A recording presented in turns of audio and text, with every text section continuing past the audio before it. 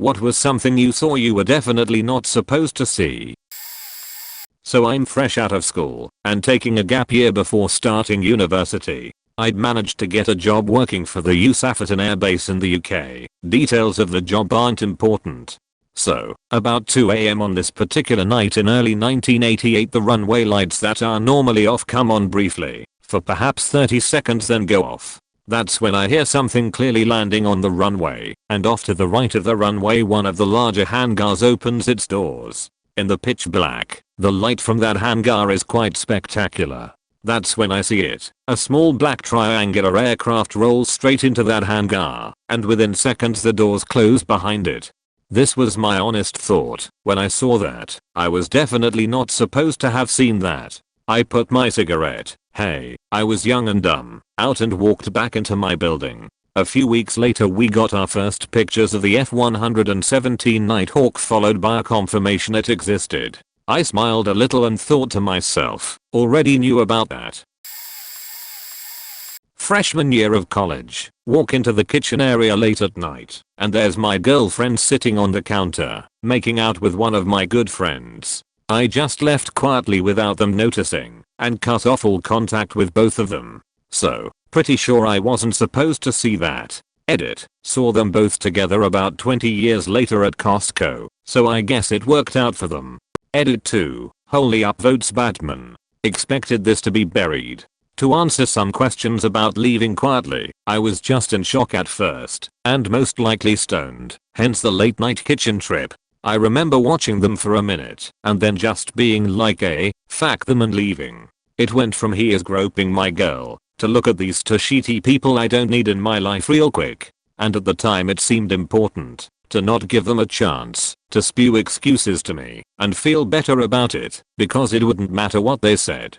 And the longer I didn't talk to them, somehow the more cathartic it became. If it happened to me today, I don't know I'd manage that. That said, it was a long time ago, and I hold no long-term ill feelings toward them. In the big picture of awful things people do to each other, it sucks, but lots of people have worse stuff done to them all the time, and I ended up with a pretty great life. My reaction when seeing they were still together was more like, how would you look at that? Around 2000, I was working for a large business that makes telecom/networking equipment, managing an internal project. Holiday comes around, most everyone is off doing their thing. I'm in the office being busy beaver exempt employee. I encounter a problem pushing a very large binary blob to another site, and while troubleshooting, notice that there's some seriously high network usage happening across the switch from one particular machine. Now, I have a local administrator on all the machines in my department, so I log on to this machine to find out why someone has set up an against policy VPN tunnel. We're all /programmer types, but we have proprietary IP sitting on machines. We are undernet secretary and can't have people remoting into these machines or whatnot. Oh, hey, this guy is running them UR off his freaking USelval account. That's not good. What is this guy thinking? Why can't he be a professional? So, we are going to have to write this guy up. Let me just have a look at what pirated music and move is this. Oh Jesus Christ, one of the functions of my job was to carry the bat phone, which had a direct line to an FBI office, because our corporate was pretty big on turning network intrusions into federal cases wherever possible, and if the FBI wanted something, the FBI got it, warrant not required. The guy had brought in a case of burned CDs full of kiddie porn, and was distributing it off our network, via LimeWire. I missed dinner that night, and had to keep what was happening from my wife for about a week, before they finally arrested him, which put a strain on our relationship. But that guy got sent off for a long time. My mom's attempted suicide. I was about 4 to 5 when she tried to hang herself from some exposed pipes we had in the bathroom. My mom and dad were drunk arguing all night when she went into the bathroom and things got quiet. My dad rushed in to get her down, and when he opened the door, that's the moment I decided to walk out of the bedroom to see what all the noise was all about, because they were different screams that weren't normal arguing sounds.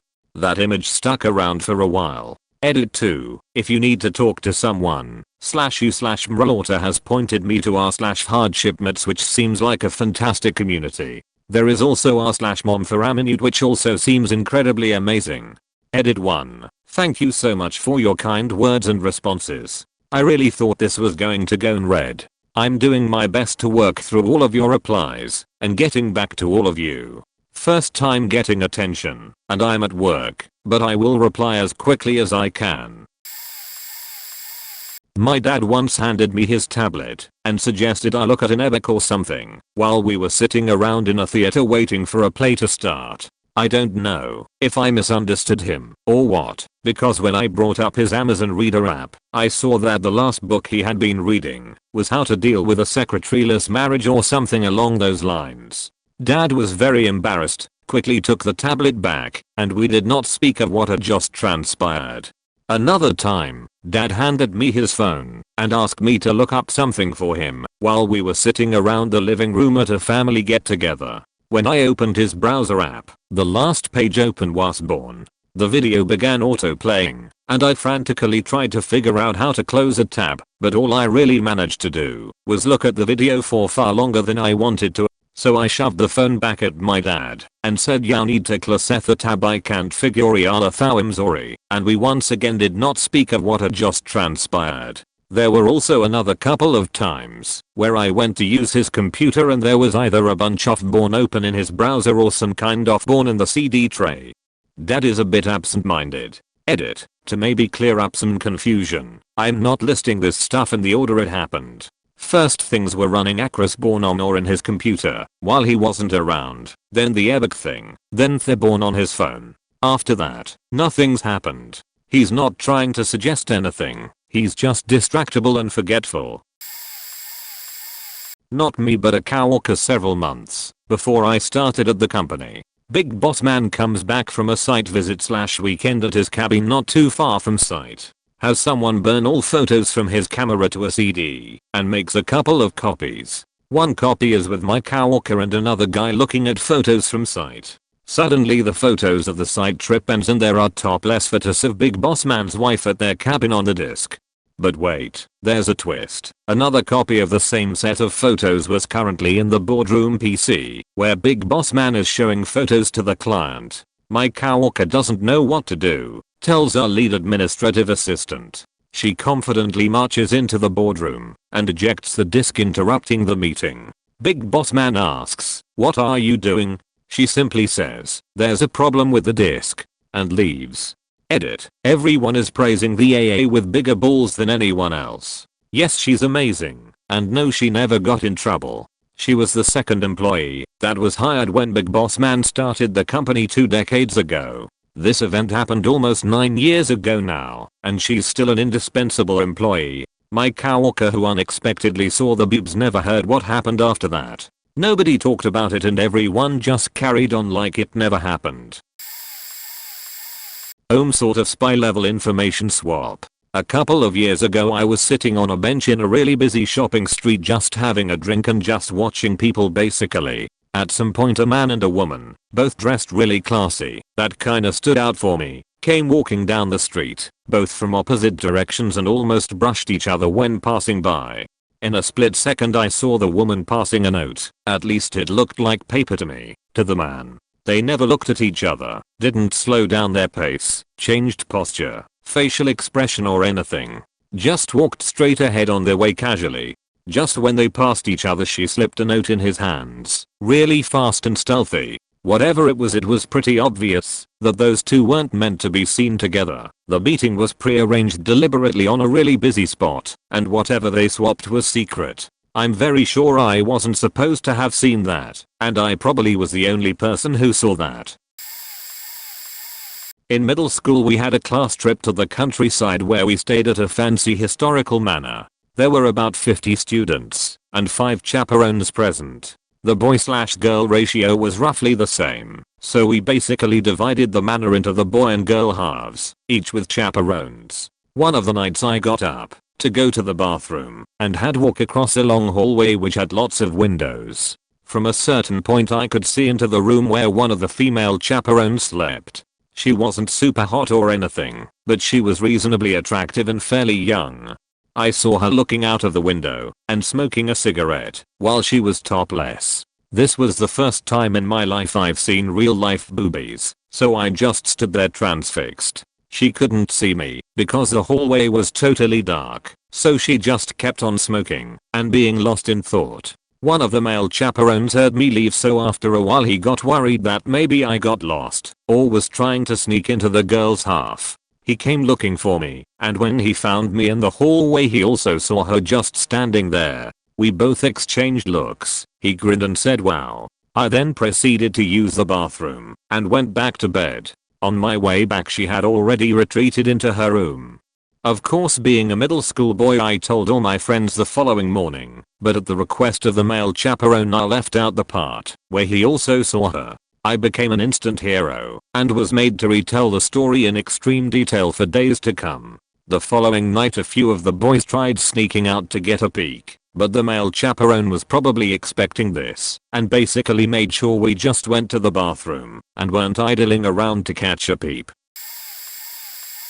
I worked at FedEx Express when I was getting my bachelor's degree. Was one of the first people there every morning, since I was a handler and would help unload our giant metal cans off of a semi. Each can was stuffed full of packages. Well, I would set up a scanner in order to scan damaged packages so our station wouldn't get charged for it since it was damaged before it arrived. One morning my manager, who was an alcoholic and a pillhead, had me scan these large bags going to the VAP. Said it was in case sheet was missing. These bags were closed with a velcro strap around the top, so they weren't very secured. These giant bags were full of pills and it never occurred to me that anything was wrong. Well, one morning I arrived a little earlier than normal and was setting stuff up when I heard a tearing sound. It WSS velcro coming apart. I didn't think anything about it and kept working. After about 5 minutes I heard a thud and looked up to see that manager come around the corner of the can and place a VAP bag back onto the ground and walk off. He didn't notice I was there since I was in between two trucks in the warehouse. After seeing that, it made sense why he wanted me to scan the bags now. The faker was and had been stealing pain medication out of the veterans hospital's bags and using them for his own addiction. I brought it up to a coworker that had worked there forever, in which she told me to just ignore it unless I had hard evidence like a video or actually see him digging in the bag. If I had anything less and accused him of it, I'd surely be fired, since ours gave zero sheets about its employees and only protected the managers. When I was in college I worked at an arcade/mini golf joint that seemed to give zero facts about actually making money, but was never in any kind of financial trouble. When I got hired, the owner literally said I pay minimum wage and I expect to get minimum work for it. I worked the front counter and collected money for the mini golf and sold cups of coins, or you could just use the coin changer. The till was completely busted and would be off by $50 or more in either direction, no matter what you did. I realized very quickly that I could just pretend to ring up golf fees and cups of tokens and pocket the cash, so I'd pocket $30-40 every shift, and nobody seemed to give a shit. One of the assistant mangers let me take a break 20 minutes after I'd just taken a break because some of my friends had shown up and wanted to smoke a bowl with me. He was like, that is totally more important than your job. It was awesome.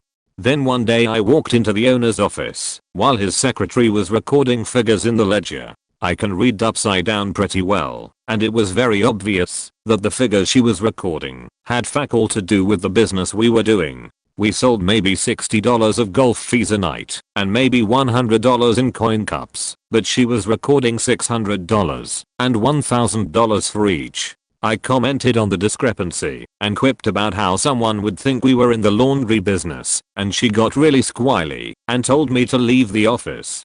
The next day the owner called me into his office and we had a very circumspect conversation about how much I was enjoying working there and enjoying the perks of the job, and I very much got the sense that he was trying to decide if I was going to tell anyone anything. Apparently he decided I wasn't, and I wasn't, and so I kept working there. About a year later the owner was arrested for money laundering and we all got fired. Still the best job I ever had. The mob is an A+ employer, would work in fake business again.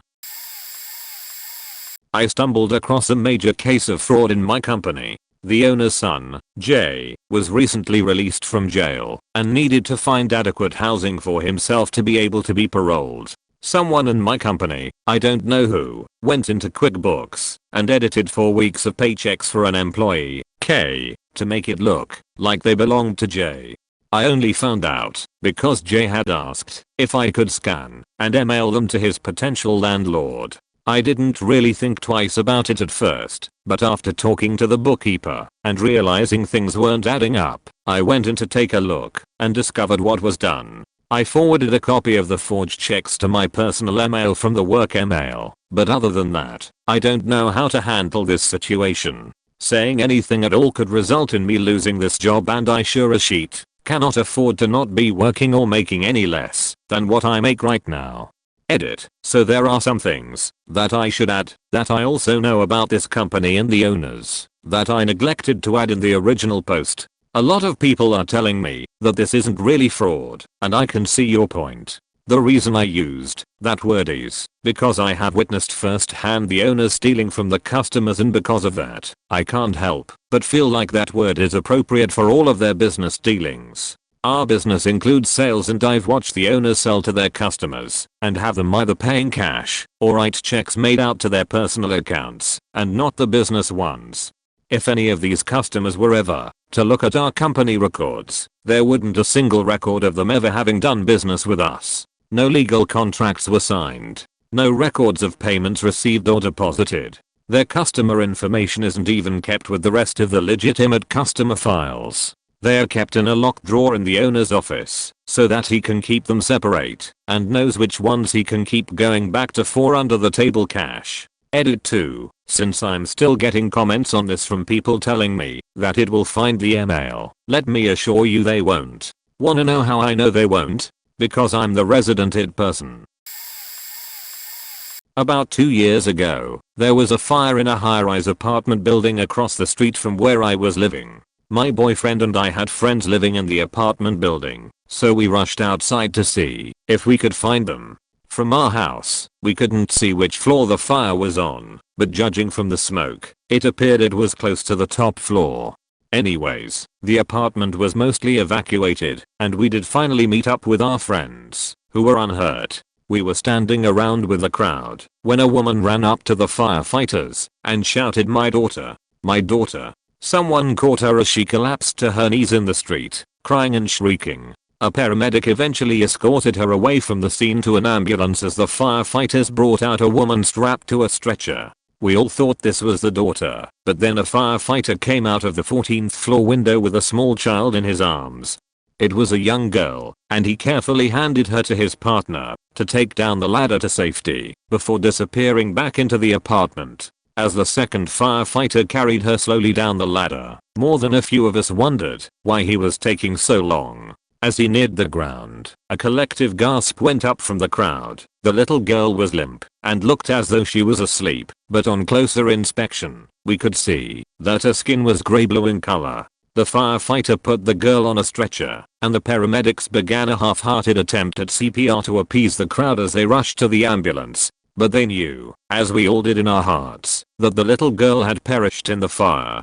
Not long afterwards, a stretcher was brought out of the building with a large man on it. He too was blue-gray in color. This time no attempt at CPR was made as he was wheeled away to the ambulance. It was later reported in the newspaper that the man on stretcher was the girl's father. The little girl had been playing with the stove and had hidden in a closet because she thought her parents would be angry with her. He had died trying to save her, even though he had cerebral palsy and used a wheelchair. That was the day I learned my lesson about rubbernecking at an accident or fire. Edit. Grammar. Spelling.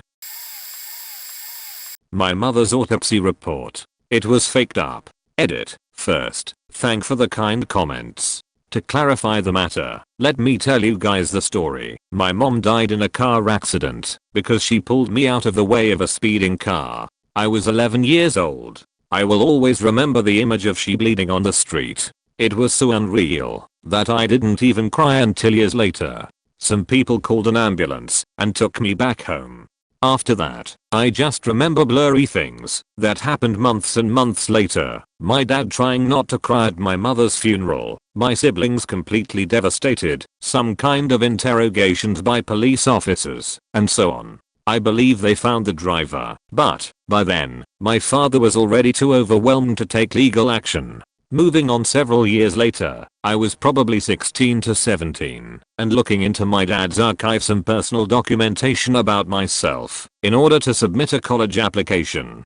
He keeps everything in this old archive, so I'm just going through all the documents. Out of nowhere, I open this folder, and I got dead cold. Pictures of my mother lying on an operation table completely naked and bald shave, with those incisions and openings that I had only seen in movies or television. Alongside the report with the cause of death. I could not even pronounce those words, and I was freaked out by the photos. I put back the folder and ran away. We ended up moving out from that house, and I'd never seen those papers again.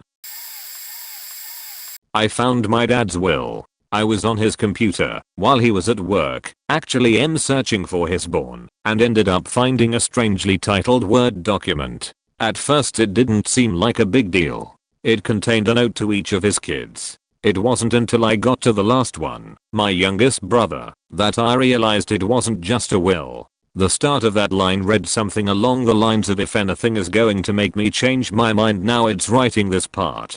I realized I had found my dad's suicide note. I was about 14 or 15 at the time, and I had no idea how to go about talking to him about it. I decided to just keep it to myself. He started buying us gifts and stuff and I would get really scared, and I still just kept it to myself. I remember one day on the weekend I woke up in my bed to a loud bang coming from my dad's room. I laid there in bed for probably half an hour frozen. Once I worked up the strength I went to his room and opened the door. He wasn't in the bedroom. I was so confused until I saw that the bedroom window was open. What had happened is that there was a gust and the wind had slammed the door shut, but my paranoid brain had heard a gunshot. After that I was laughing hysterically, and I don't have much memory of the day past that. Shortly after this incident my dad had returned most of the gifts he bought us kids, and I slowly started to believe that he had changed his mind. I never confronted him about it until last year, about 14 years or so later, but I never fully accepted that he was okay now. I called him distraught about a separate matter and he started talking to me about depression. He told me on his own about he had considered taking his life and went into detail about it, and all I could do was cry and tell him I know. We talked a lot longer after that, and we were finally able to put it all to rest. I have a SFW1. I worked at a tech company in college and the company books were just sitting on a drive anyone could look through. I looked through the books, realized I was underpaid and billing the most of anyone in the company, and politely demanded a raise. They refused, so I left and took all of my clients with me. Started my own company and immediately earned 10x the money. Edit. Thanks for all the kind words and interesting questions. To answer some common comments, the company I worked for did not have a non-compete or an NDA. That company was poorly administrated, and now, as a lawyer, I'm actually horrified at all of the other things they were doing wrong. That company was one lawsuit away from being put out of business at any time for several reasons. Strictly speaking, we aren't hiring right now. But if you think you're interested, PM me with what your skills are, and I'll follow up with you. Yes, bow hunting and more ninja skills will be taken into consideration. A few people have asked what my companies do. I'm grateful for the interest, even if just passing, so here are a couple of brief descriptions and website links. My first company is a technical consulting company to the public. We only advertise website development and SEO/marketing type services, and that stuff is now our bread and butter. However, we also take on other interesting projects, including mobile apps and things that I can't say much about for NDA reasons. I can say, however, we are currently working with Chick-fil-A and a legal institution on some cool stuff that I'm pretty excited about. If you have a difficult or peculiar technical challenge, we pick those up when we find interesting ones. It's called Weaver Innovations, LLC. My second company is a consulting service where we build startups, primarily law firms for the time being, including everything from creating the law firm, getting it running well, marketing and PR, technology, and strategizing growth. We've recently expanded from working with just law firms to a variety of other startups. We'll probably need to rebrand soon for that reason. And from working with only startups to also helping established companies grow. It's called Everything But the Law, LLC. Thanks for your interest and kind words. I'll answer all of your related questions, so fire away. Edit. Apparently I'm not supposed to put links in comments, so I've edited those out. Close bracket. 3 stories actually. So I love reading and lose track of time really easily. One time I was on a houseboat with one other family, my family and my stepmom. I was reading one of the nights, and around 3 AM I started hearing some noises. I was around 12 and knew what it was that I was hearing. My dad and stepmom having search on a friend's houseboat. Decided to go to sleep after that one. Another time in the wee hours of the morning I had just finished reading and went to shut my older brother's door before bed. Saw him and an old friend comparing dicks. Apparently it's gotten bigger.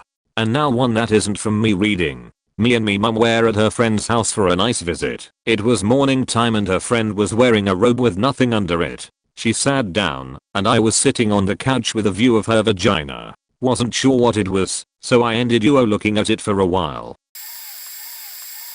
Many years ago, I worked a graveyard shift on a major network reality show as a tape librarian. One night, one of the producers comes in with her camera woman and Ak, all 3 of them white as ghosts. They hand me a tape and have me file it away for shipment to legal with the instructions that absolutely no one be allowed to watch its contents.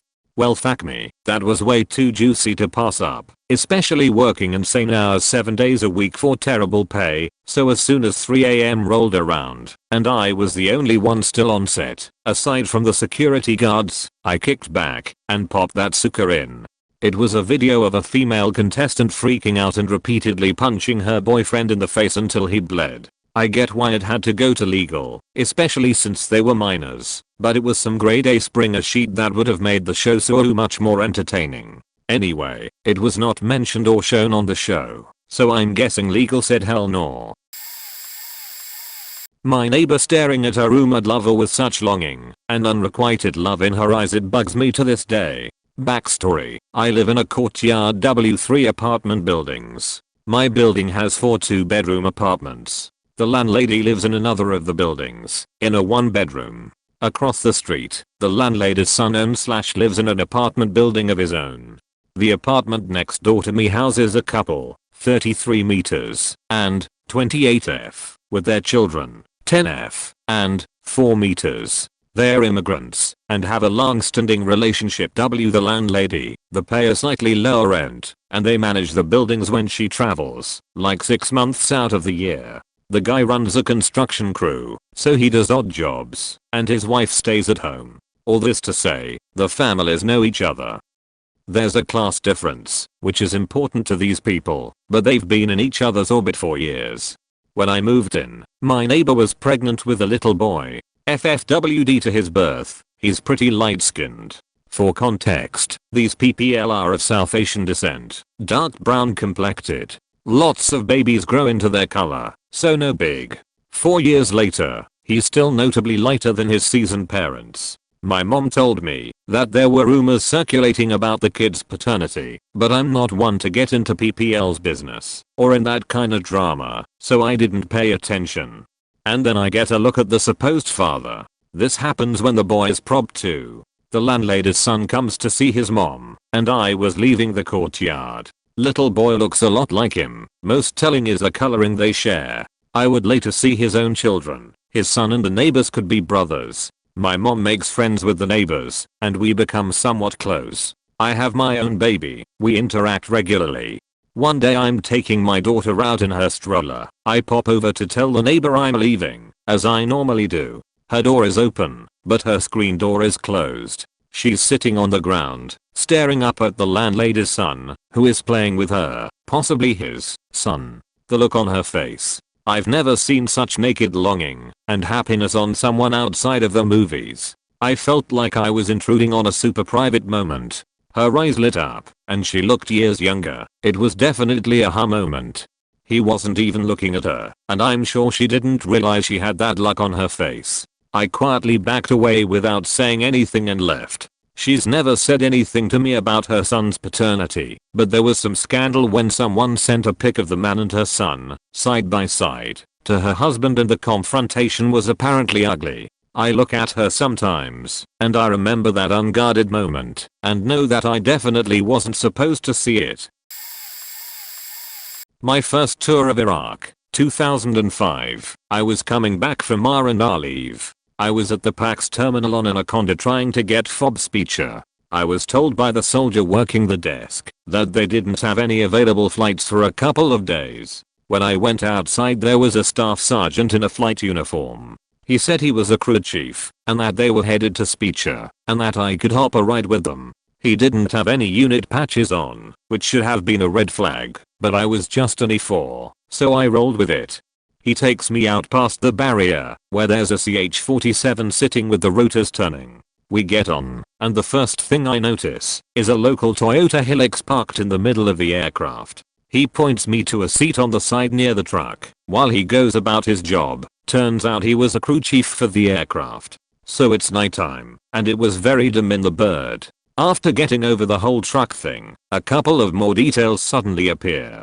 Aside from the crew chiefs and myself, and, I guess, but I never saw them, the pilots, no one is wearing a uniform. There's a handful of guys all in pants and shirts, with beards and scarves around their necks. The next thing I notice is, I presume, a local, in local clothing with his hands tied behind his back, and a hood on. No one is saying anything to me. I don't want to ask anything.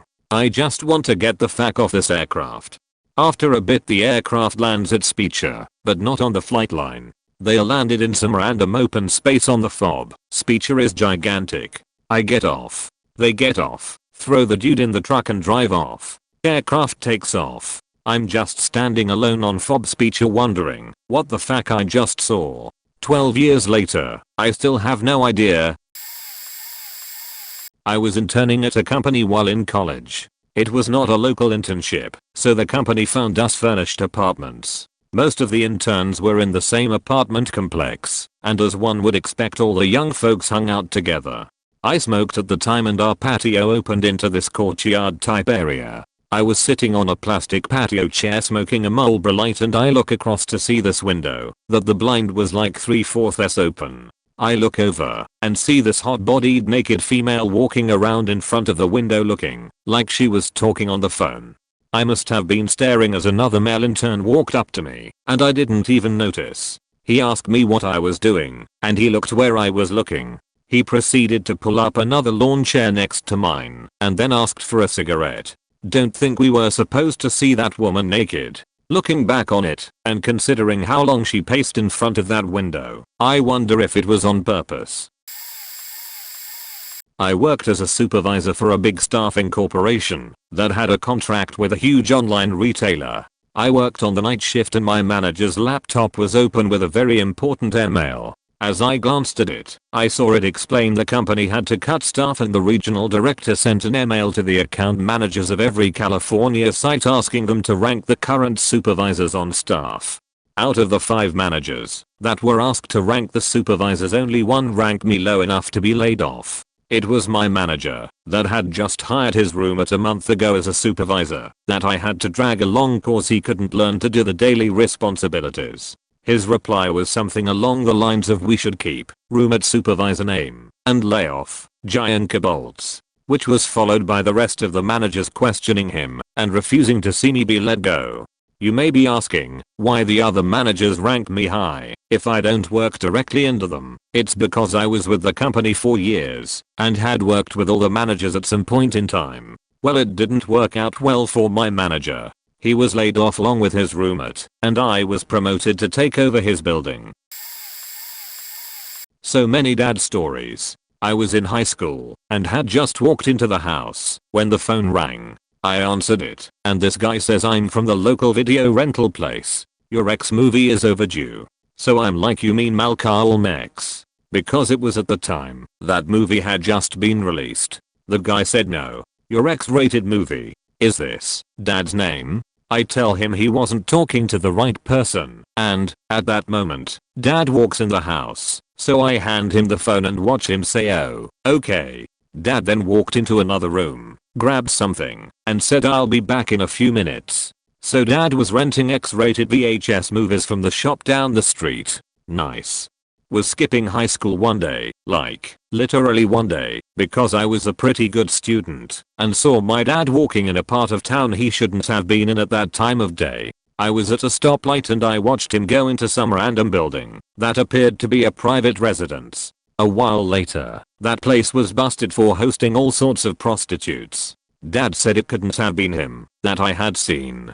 I was in high school and had applied for a full 4-year scholarship program that included qualifications such as being the first person in the family to go to college and coming from a home that had a total income below a specified threshold. My parents filled out their part of the paperwork. We were obviously under the income threshold as we never had much money, and I went about my senior year believing I would have this opportunity to get a full ride, room, board, and tuition.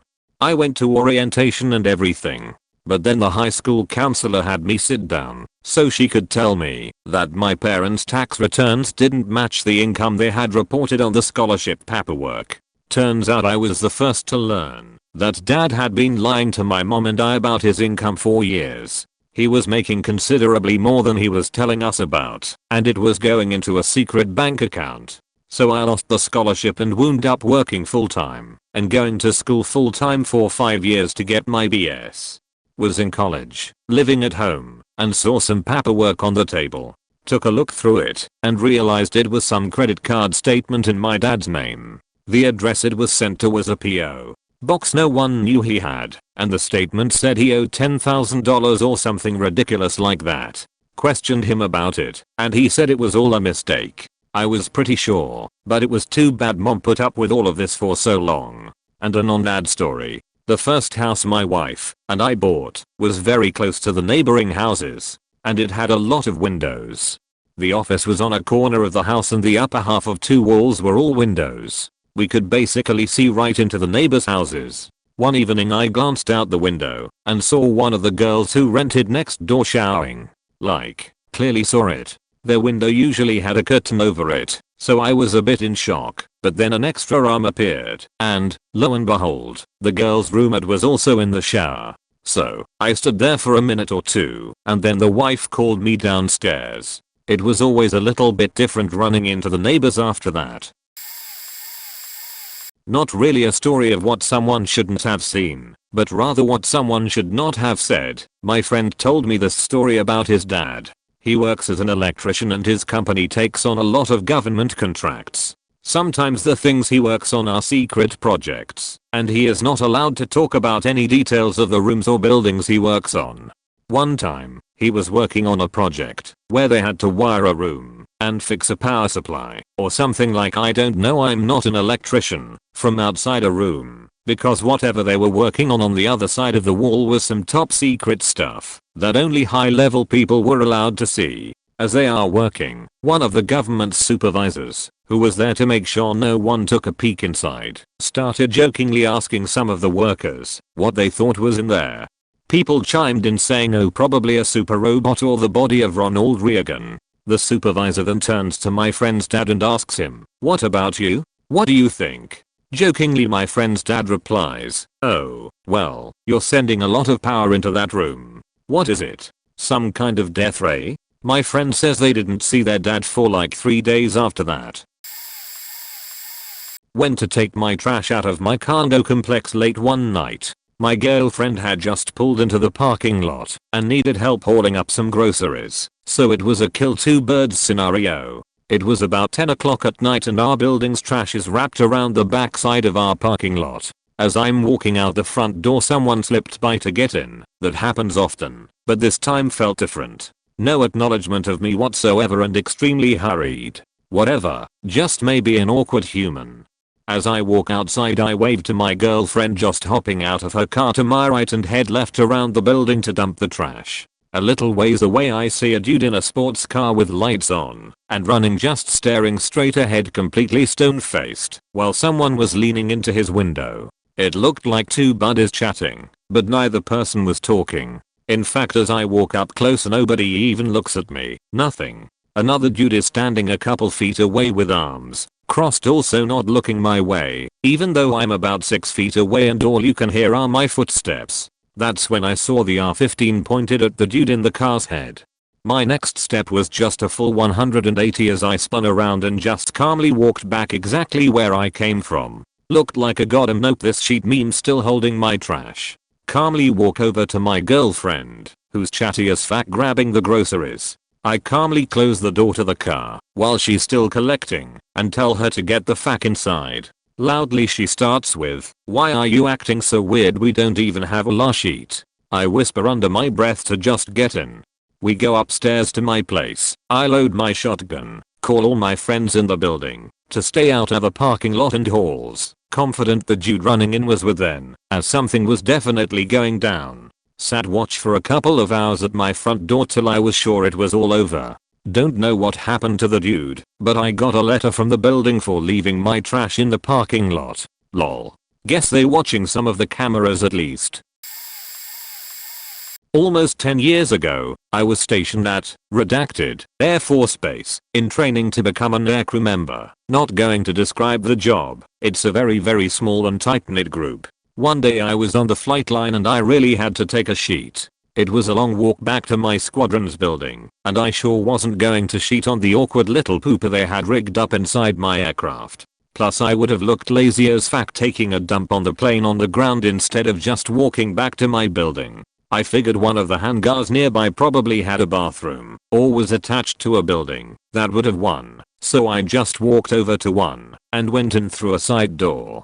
There was no one around, but I also didn't see a bathroom, so I started wandering the whole way looking for one. Eventually I'd searched the whole place, except the hangar itself, which was one more door further into the interior. So I popped open a door and waltzed on in. Much to my surprise, smack in front of me sat a big ol' Reaper UAV. The pictures really don't do justice to how large those things are. It was a full-sized plane and took up most of the hangar.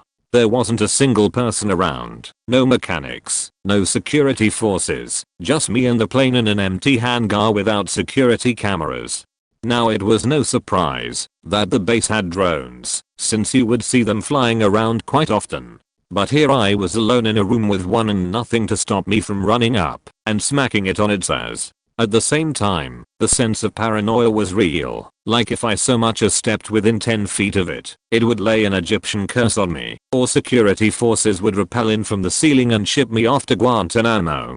I needed to touch it, look at it in detail, take a picture even. I probably could have. I don't think you could access or see anything classified just by walking around it, but boy did that thing emanate a powerful sense of foreboding.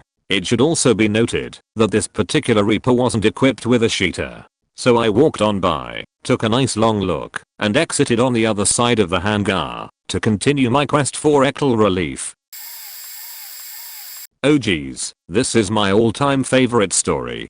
Dear up. It's the best/worst moment of my life. So back in 2012, I was tigs deep in Homestuck madness. You know, the sheety wimp comic with the grey aliens with candy corn looking horns. Anyways, I was gearing up for a Homestuck cosplay meetup at a mall nearby, and I had spent a good 2 hours putting my makeup and prosthetics on. My face and hands were painted grey. I put on prosthetic veneers. I styled and wore a wig that needed some attachments, and I had fake fangs in. My plan was, originally, to go to the meetup, and then to go to a friend's house party, which is what I told my roommate/best friend at the time. Roomie, you should know, is quite the sexual adventurer, and she told me that she'd be having somebody over for some horizontal square dancing, if you catch my drift. So if I was going to come home for some reason, I should just give her a call before I come in. No prob, Bob, I can do that. So I go to the meetup, have a grand old time, and end up chilling out with a few remaining Homestuck cosplayers outside. It's late December, so it was cold as shit, and I was sweating all my makeup off after all the shenanigans, so I decided to call Roomie, so I could swing home for a quick shower before the party. I called Roomie at about 11:15 and got no answer. No biggie. I wait about 20 minutes. Call again. No answer. I waited around an hour all in all, until I finally thought fuck it, I'm showering whether she ridden a dick or not. So I hopped into my car and drove home. I arrived at the back door about 15 minutes later and knocked loudly, grey macupe smearing on the door's surface. Again, no answer. Huh. Kinda weird. I finally decided to bite the bullet, and I unlocked the door, opening it cautiously and quietly. Anybody home? No answer. I shout a little louder now. Hey, roomie, I'm home. So, yeah. Still no answer. I glanced at our room. We shared a room, and the bedroom door was slightly ajar with the light off. Weird. Usually people shut the door when they're gone fuck. I stalked over to the door and pushed it open slowly to finally see nothing. Suddenly, my phone's text tone sounds out. Roomie texted me OMG no don't come home no. I text her back. Hey where you at, you smashin'? No but I didn't think y'all be home no please don't go in the bathroom did I got a shower I got so much grey paint all over me. So no please don't go in the bathroom. Of course, I have to ignore her pleas for privacy. I'm practically leaking grey face paint, and my black outfit is smeared with macupe. I looked and felt super gross, and damn it, I was going to shower, whether she liked it or not. I decided to carefully open the bathroom door, and I finally peer in to find nothing, again. Just a messy bathroom, my grey macupe still on the vanity and a suspicious box of wet wipes on the counter. Weird. I don't use wet wipes to clean, usually. Regardless, I pressed on to see nothing out of the ordinary. A big pack of toilet paper rolls was sitting on the toilet, obscuring my view of the shower. My cat ran up to me and dove towards the tub, since that's usually where I would let him drink from. As he darted, I heard a soft thud, and so I pulled the pack of toilet paper off the toilet to see what had fallen. What I saw and smelt still haunted me to this days. A gigantic, thick dildo covered in a nice thick layer of sheet was rolling silently in the tub. This thing was gargantuan. We are talking at least half a fist in circumference. I stood there in shock, the smell hitting me like a wall of bricks, and I continued staring until my cat moved towards the sin and started to sniff it. I shriek at him, swat him away, and then stumble into the kitchen, reevaluating my life choices. No did you see it? No I put my phone away. I silently pull a trash bag over my hands. I take care of the sin and go to bed. No party for me that evening. Turns out roomie hadn't even had anybody over. She just wanted to try something new. That's cool and all, but she forgot to put her mess away. The thing is, she went to visit an old friend that night who lived about an hour and a half away, and only realized she forgot the sin when she arrived to her friend's house. Needless to say, she didn't sleep well that night, and neither did I. This is a bit of a long story. I was the only one hanging out at our company headquarters in a warehouse in Kuwait. Everyone else was in Iraq. I had just watched the movie Phone Booth, and it states, if you hear the phone ring, don't answer it. Then a few moments later, the communal landline rang in the building. I thought it might be something important for the US, so I answered it. They asked for the commander, he was not there, and so on. Eventually they asked for the highest ranked person, and I said that it was me. I was told I needed to pick up company orders at such and such building. I tried but I had lost my ID, so I needed to go somewhere else to get that, but then I needed paperwork somewhere else to get that fixed. Needless to say this took all day. When I finally got to Mortar, the final building to pick up the orders, the nice lieutenant in the office told me to go around back and use the small nondescript service door. It looked like a broom closet, and I went down several cases of stairs and came to a giant blast door with a code pad on it. I had no idea what to do, but a cleaning crew came out and I nodded and walked in. There were a bunch of cubicles and one large double oak door.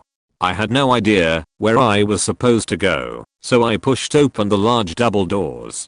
It was a scene out of War Games, and 12 high-ranking officers swiveled their chairs around to glare at me. I put my hand up and excused myself. At that point a nervous captain approached me from the cube area, and after seeing who I was brought me a file folder. I was instructed to pass it up to my command. There was a scolding for opening the doors, and I was on my way. What a day.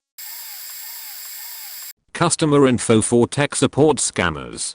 On mobile, excuse formatting. One of my hobbies is messing with tech scammers. You know the ones. The guys that call and say they're from Microsoft and have the fake blue screen pop-ups with the text-to-speech telling you you've been hacked.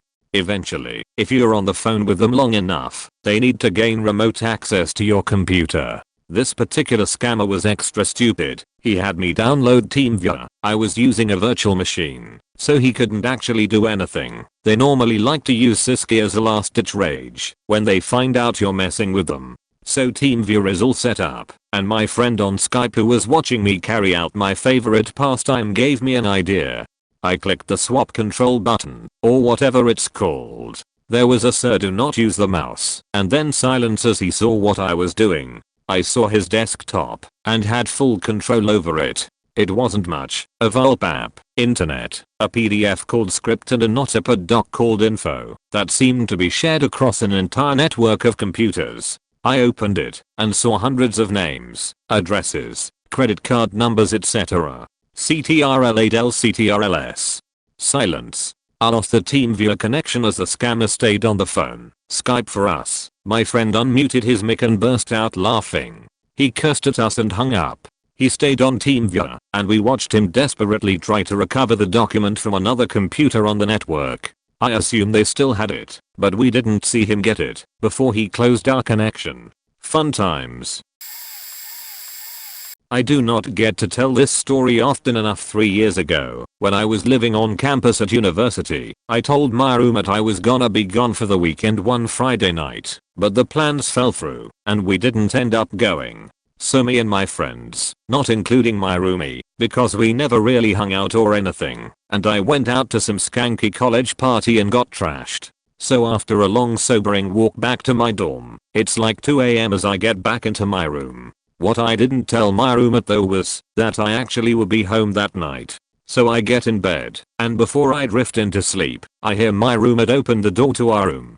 The way our beds were positioned made it very easy for me to see his bed at night because he was near the window, but he couldn't really see mine at all unless the lights were on, cause I like sleeping in corners. It's a thing. Shut up. Well, he walks in whispering with this girl I recognize as his ex, but he has a different girlfriend at this point, so immediately I know something is up. She has a backpack with her that she sets down as they both start to undress. I'm there and I'm already too deep undercover to reveal that I'm there. Also still a little drunk and lazy and just want to sleep in my bed, so I just stay silent and hope they don't turn the lights on.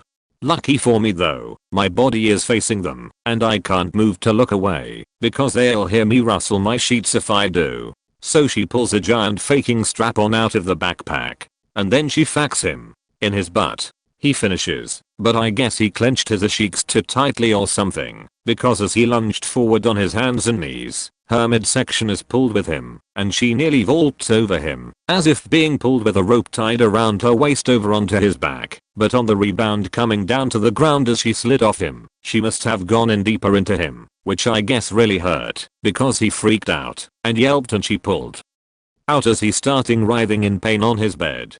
She's like, "Oh fuck, I'm sorry blah blah whatever." After a while of talking full volume, because they think they're alone, they cuddle up on his bed, with him behind her this time, and they fall asleep. I woke in the morning thinking I perhaps dreamt it.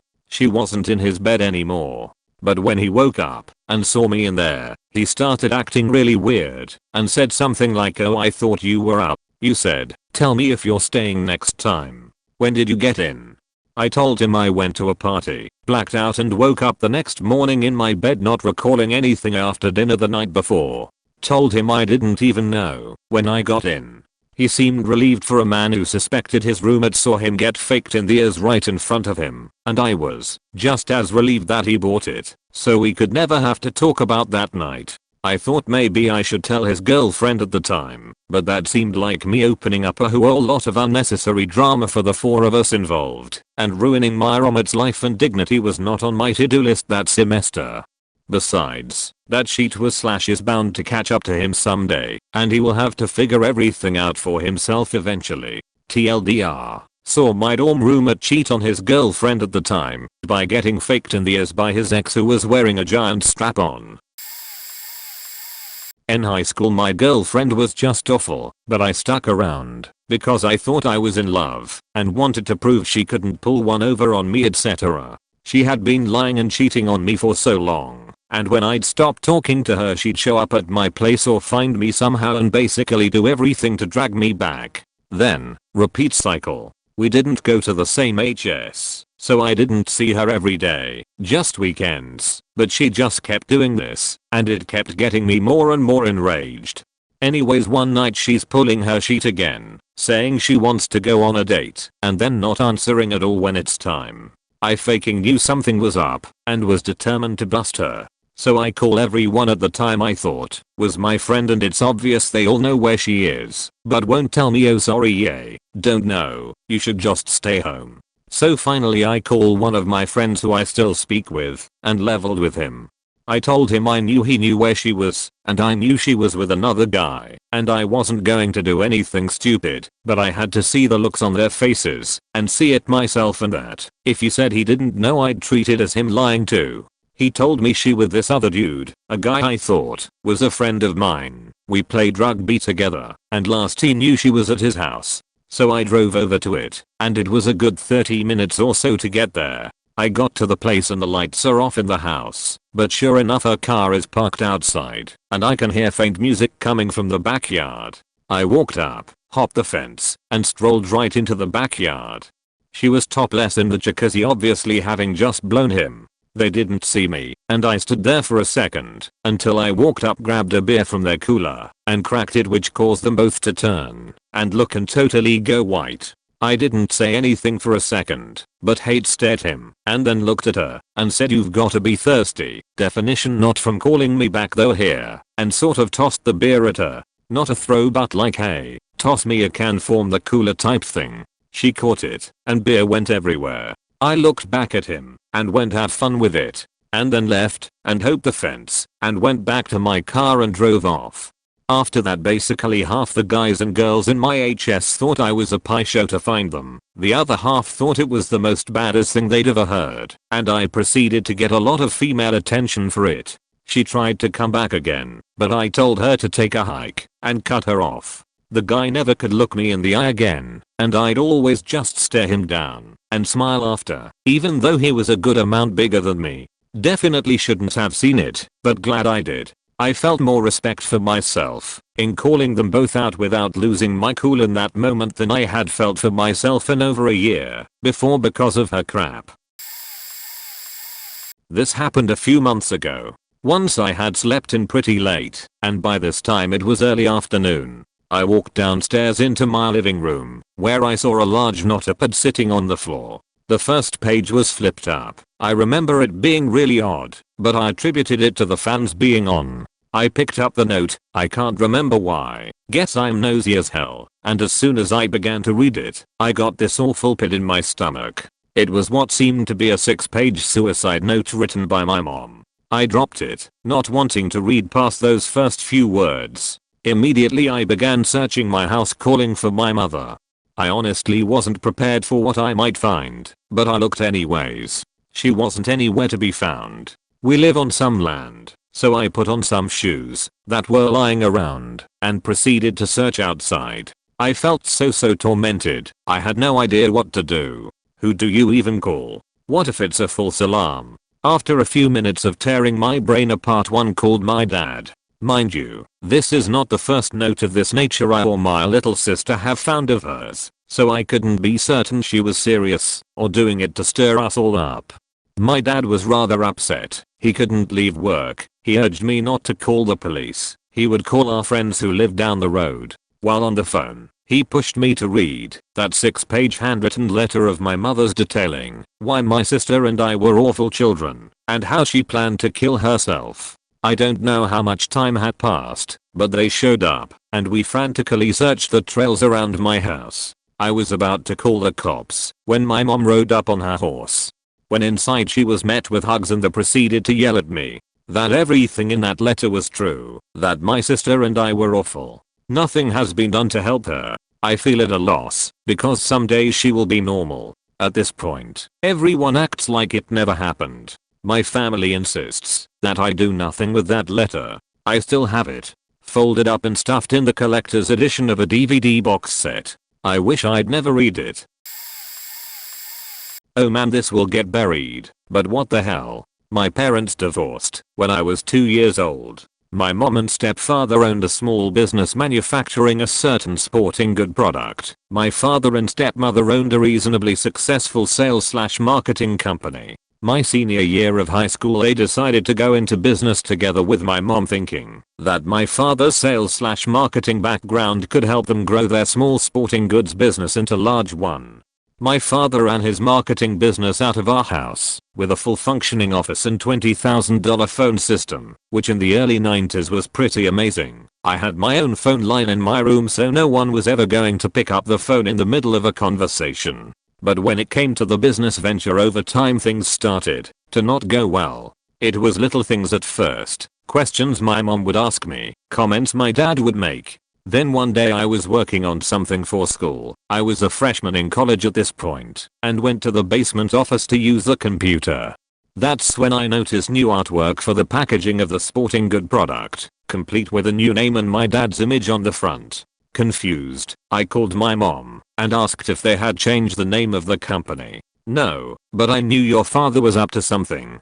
Anyway, to make a long story short, my father previously took over financial control of the company and stopped paying suppliers. Whether he was trying to cripple the company financially or if he was just pocketing all of the cash, I'm not sure. But apparently his ultimate goal was to start a competing company and drive my mom and stepfather out of business. My father confronted me the next day about my conversation with my mom. How did he know? Remember that fancy phone system? Turns out that my dad was recording every conversation made through that system. He was listening in on my private conversations with my friends, girlfriend, mom, everyone. Looking back on things later, a lot of the things he said to me suddenly made sense. His insistence that I use only my room phone line for my personal calls, questions, or comments he would make. And he seemed to know things about me that we never discussed, like the fact I didn't like to drink alcohol. Anyway, the confrontation the day after became somewhat physical when my dad grabbed me by my shirt, but I was 19 years old and in great shape, so that didn't end well for my father. I didn't throw any punches, just grabbed his forearms and forced him to the ground. He backed off after that, and the next day I moved into my friend's house until I could figure things out. Not long after this incident, my mom and stepfather filed suit, and in the middle of the suit my dad died suddenly. So here I sit 25 years later with the understanding that I'll never get the answers I need regarding why he did what he did, but I certainly learned some valuable lessons. TLDR, my long-divorced parents went into business together. Father tried to steal company. I stumbled upon the proof. Dad died in the middle of the resulting lawsuit.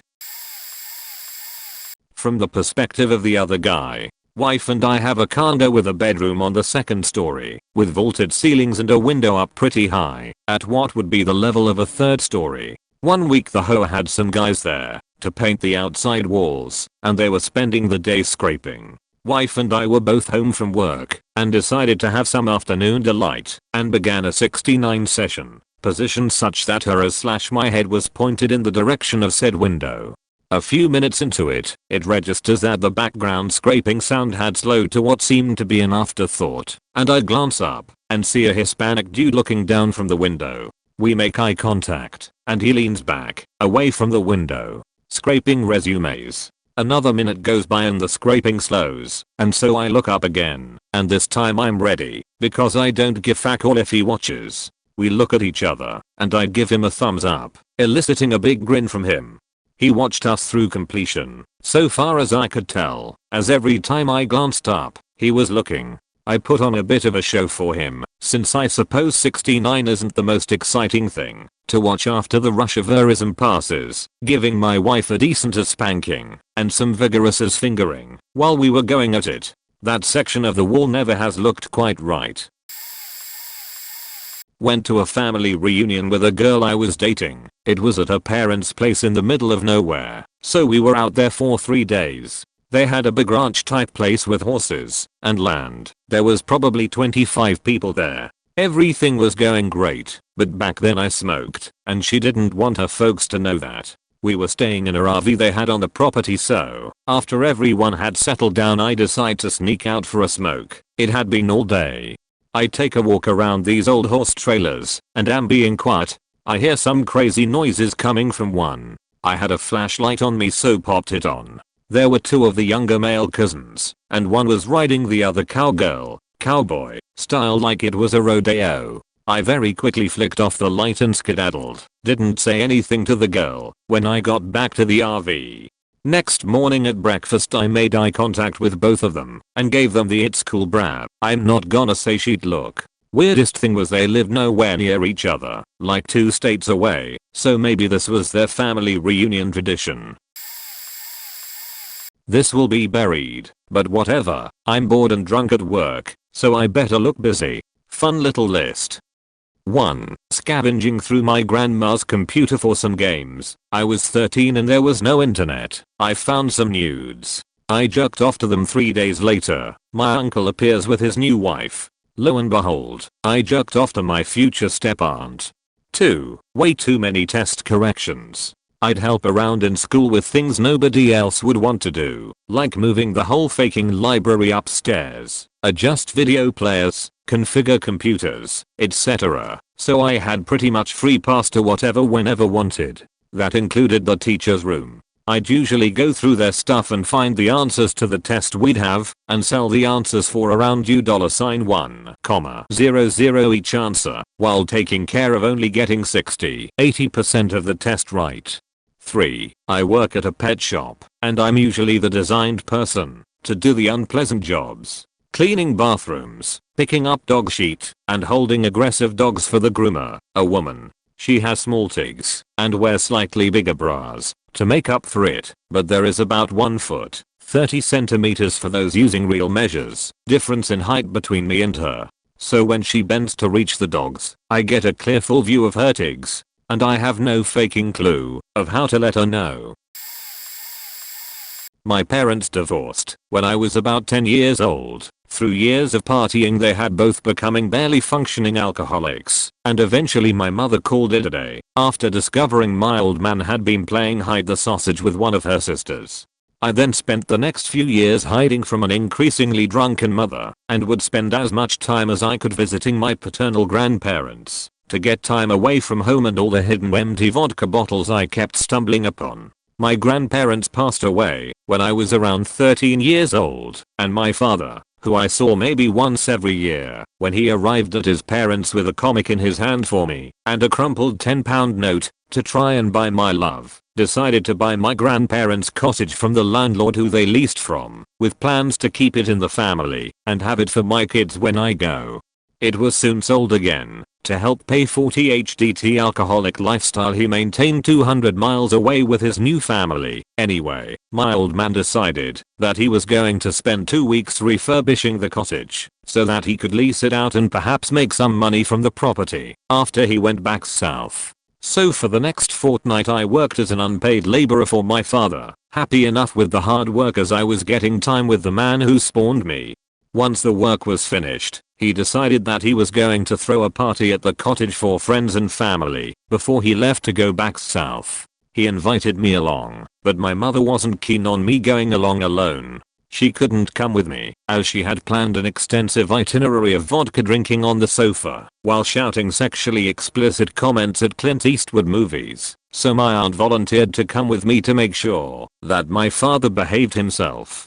The party was a great success, everyone had a brilliant time, and at the end of the night I fell asleep in an armchair as the last revelers headed home.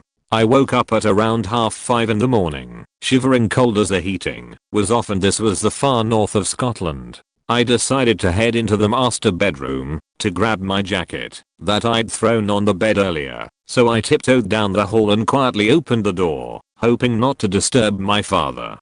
But disturb him I did, as I walked into the room to find my aunt flat on her back and buck naked, legs akimbo in the air, whilst my father's weeping as flew backward and forward like a violinist's elbow.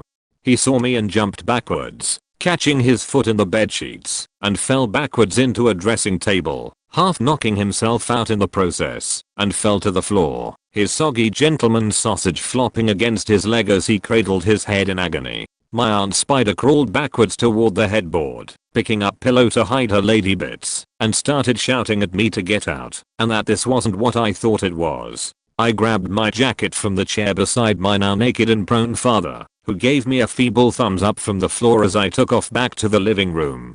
Because my father had picked us up in the car the previous day, we had to wait until later that afternoon, before he felt recovered enough from the whiskey and mild concussion, to drive us the 14 miles back home. That was the quietest car ride I've ever had, and for the next few years after both my aunt and my father bought my silence about what I had seen that night with video games and books. Good times. A few months ago our lead graphic designer left our firm to start his own agency. He was very well liked at the company and everyone was more than supportive for him. Before he left he shared his new agency's website to our company telling us not to hesitate if we ever need help in the future. The work looked great. He had a portfolio with clients such as Rolex, St. Laurent, General Electric, Samsung and so on. He told us his firm was going to be down the street at a brand new office development, so a few of us planned to send him an office warming gift in the future. Couple of weeks later I check his website to see how he's doing and find a few things that didn't add up. He had a page showing his team, account manager, web designer, graphic designer, etc. I dug a little more into it to see their backgrounds and where they came from. Nothing. I image search the photos associated with them and I find out they are all stock photos from Shutterstock. I dig a little more. I find all of this ads are from Shutterstock. Keep digging. Website is made on Squarespace, even though he had a web developer. Keep digging. Couldn't find him on the list of tenants at the office development. I don't know why he'd create this elaborate lie to leave our company. It obviously took a ton of time to put together those portfolio pieces and website, even if it was Squarespace. I always wonder what he's actually doing and why he couldn't be honest with us. This will be buried, but what the hell, it's a fun story. 20 or so years ago, some buddies of mine decided to make a trip down the interstate to visit the Velvet Touch, an absolute mess of a roadside pawn shop and peep show. We all go in and are looking around, giggling at the dildos and porn videos and other such contraptions. A friend went to the hallway where all the individuals' porn booths were and started going down them all, opening the doors saying this one stinks. This one is dirty. Don't like this movie, etc. I'm sure we were very obnoxious to the guy who was working there, but we were young and thought we were being funny. We also thought we were the only ones in the store. However, as said friend continued down the booths, opening each door with a comment, he got the final booth, booth 15. He opened the door, but rather than making a witty comment, he froze in his tracks, mouth agape, and slowly closed the door and walked back to us. Of course we all asked him what he saw, but he wouldn't answer. One of us finally went down to booth 15 and checked for himself, much to the same reaction as the original. Finally, I made my way down the hallway to see what this supposed atrocity was in booth 15. I opened the door to see what can only be described as a completely naked, slightly chubbier version of Freddie Mercury stroking his hard dick and sucking on a big black dildo. He was not aghast as this trio of strangers interrupting him. Oh no, not at all. He gave me a come hither stare while he continued to suck and stroke, and I slowly closed the door to booth 15, leaving Freddy to his devices. We told the guy at the counter about this, and he said, oh yeah, that's just Bruce. He's just looking to get some. He's in here all the time. I climbed a desert tower on Navajo land, which is illegal. I was nervous, excited and a bit conflicted. My partner and I were dropped off just before dusk, just before the reservation closed the gates to the road that winds through the valley. We waited behind a rock for the sun to set over the sandstone butts and buttresses before we began our hike to the tower. We were a bit stoned from weed and high off the thrill of a covered mission. The landscape surrounding us was beautiful in an alien, otherworldly psychedelic sort of way. Strange rock formations like tilted castles and massive ancient spacecraft littered a land as vast as a place could be.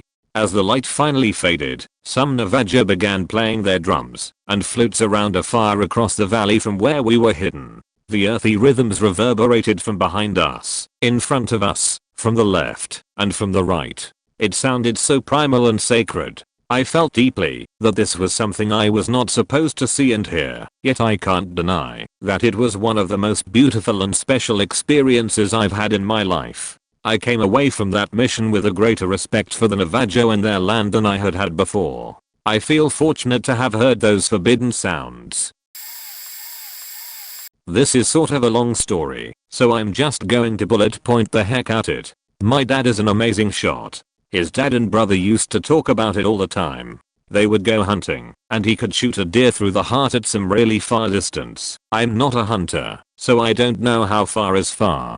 Sometimes I shoot pistols and bows with my dad. Dude is really accurate. We shot some pistols he inherited from my grandpa, and, after only 2 calibrating shots, he made a smiley face on the target. He'd never handled it before. He's crazy fast at loading clips. He's weird. He eventually stopped living in the house where he and my mom lived and moved into the garage. They weren't really having marital problems. He just liked being alone. He goes nuts if you sneak up on him. Like punchy yelly nuts. We were on vacation in Hollywood when I was a kid and some drugged out dudes were following us trying to get money. It was getting a little scary. My mom started to tear up and pull me close to her. Then my dad did something really quick and one of them was on the ground in pain. We all got the fuck out of there because he probably could have gotten slapped with an assault charge for whatever he did. My mom knows a lot about his past. They've been married for a long time. From the time they met in 1973, he's never been in the military. Never mentioned it. Nothing. He did have a really good friend who was in the military, though. He got even weirder when that guy died. Cancer. He recently moved to a retirement facility. I was helping move some of his stuff around because I'm taking over my parents' house and building a small house for my mom out back. Buried in a box was a commemorative knife with a laser etched picture of dudes jumping out of Hawaii and a replica of the Vietnam vet medal on the hilt. In a different box I found a bunch of medals including the Vietnam vet medal. I didn't tell my mom. It's obviously not something my dad ever wanted to talk about. He said that he had a job with the government doing entomology studies that sent him around the Southwest for a while. That was right before he met my mom. I wonder if anyone in his family knew anything about where he went. I can say with 100% certainty that he did not get any pension, nor does he have access to VAC. But a house my parents bought in 1987 was signed over to them from the VAC after being owned by HUD for a while. I just recently came across those records. Edit. He's also been really anti-military, which I never really understood. Like, if he was more of a hippie, I would understand. But as a sort of right-leaning person, it didn't make sense that he would think so little of the military. Maybe it makes more sense. I remember taking the ASVAB in high school, and he got really pissed. This was more like a series of things I was definitely not supposed to see or hear. The story starts out in my freshman year of high school and met my Spanish teacher. He was pretty good looking, according to my female peers, and was happily married with his wife. Grade 9 rolls around, and I start to notice that he was becoming very close friends with my ed teacher. She would spend a lot of time in our class whenever she wasn't teaching class, and began to carpool with him to school. On Valentine's Day, I wanted to go to the ed room to ask the teacher regarding an ed assignment that I have long since forgotten, and that's when I saw my ed teacher sitting on my Spanish teacher's lap with a rose in her mouth.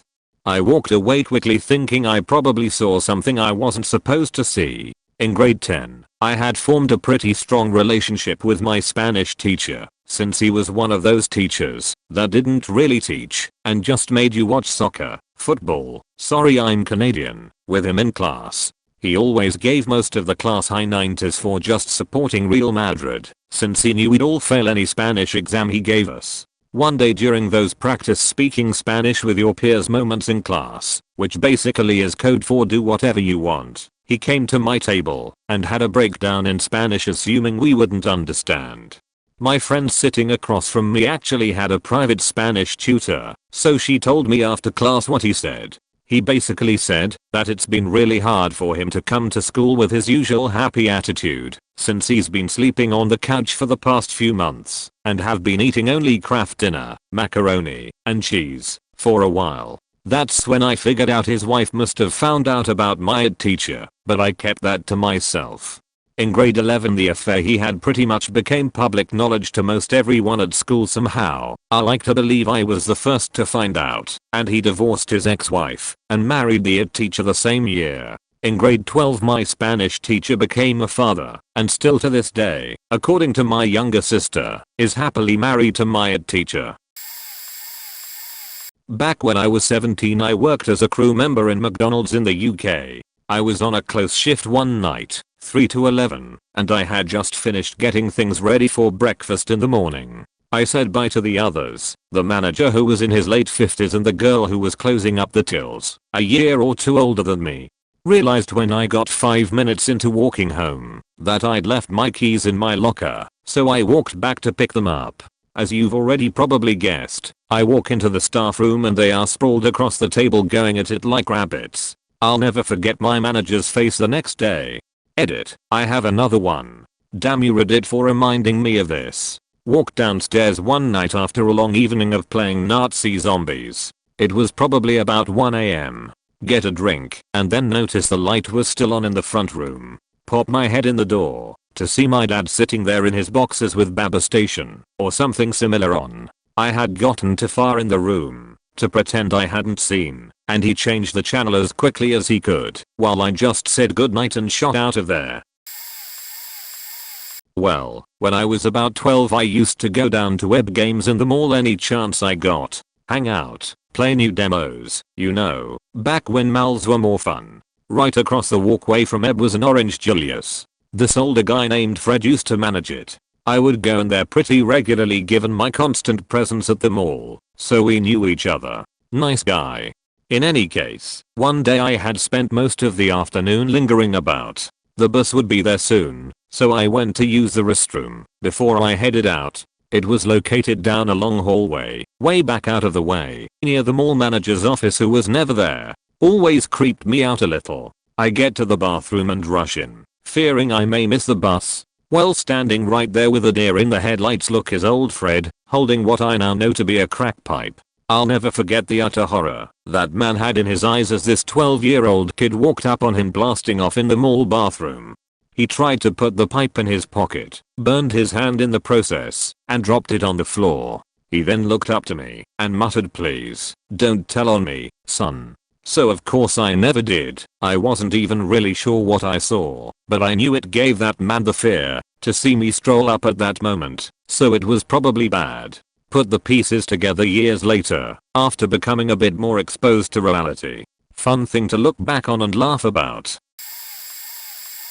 My parents' such stash, some tame toys, a few DVDs, various half-used bottles of lube. What happened was this: when I was in high school, 8-ish years ago, the bathroom my brother and I shared on the one side of the house was being renovated. Something happened to a pipe, if I remember correctly, and things were leaking. In the interim, we, brother, mom, dad, and me, shared my parents' master bathroom, obviously only accessible from their bedroom. So after a shower in their bathroom one evening, I went to sit next to the trash can to clip my nails. Immediately, I noticed something odd. The can was covered with a small cardboard box, placed upside down over the top. Well, naturally, I took the cardboard box off, so that I could clip my nails into the trash can. Big mistake. Inside the trash can, hidden in the box, was a few vibrators, a few DVDs, some lubes, mild stuff, but yikes. Not the thing I was prepared to see that night. I guess that was my parents' attempt at hiding their stash in case my brother or I opened a drawer they were usually stored in. I have no idea what the logic was there. Looking back on it, it seems like they realized the stash could be easily found, so they haphazardly tried to hide it. Who knows? I guess I can't blame them, but ooh. I grew up in a very exclusive and devout religious group. When I was looking up some contact information online, the church has an international contact info database that my mother had access to because of her relatively high status in the group. I found out that the house we lived when I was a child was bought by the church with about $3.5 million that was gained after the church took a new initiative, finding single parents in cities like Chicago, Detroit, St. Louis, Echo Park, Oakland, Bronx, etc. And basically convincing them give all your money to God, the church, don't worry about rent or food, God will provide tenfold, and then having the children placed with wealthier families in the church to basically breed a generation of kids who are so appreciative when really they were betrayed.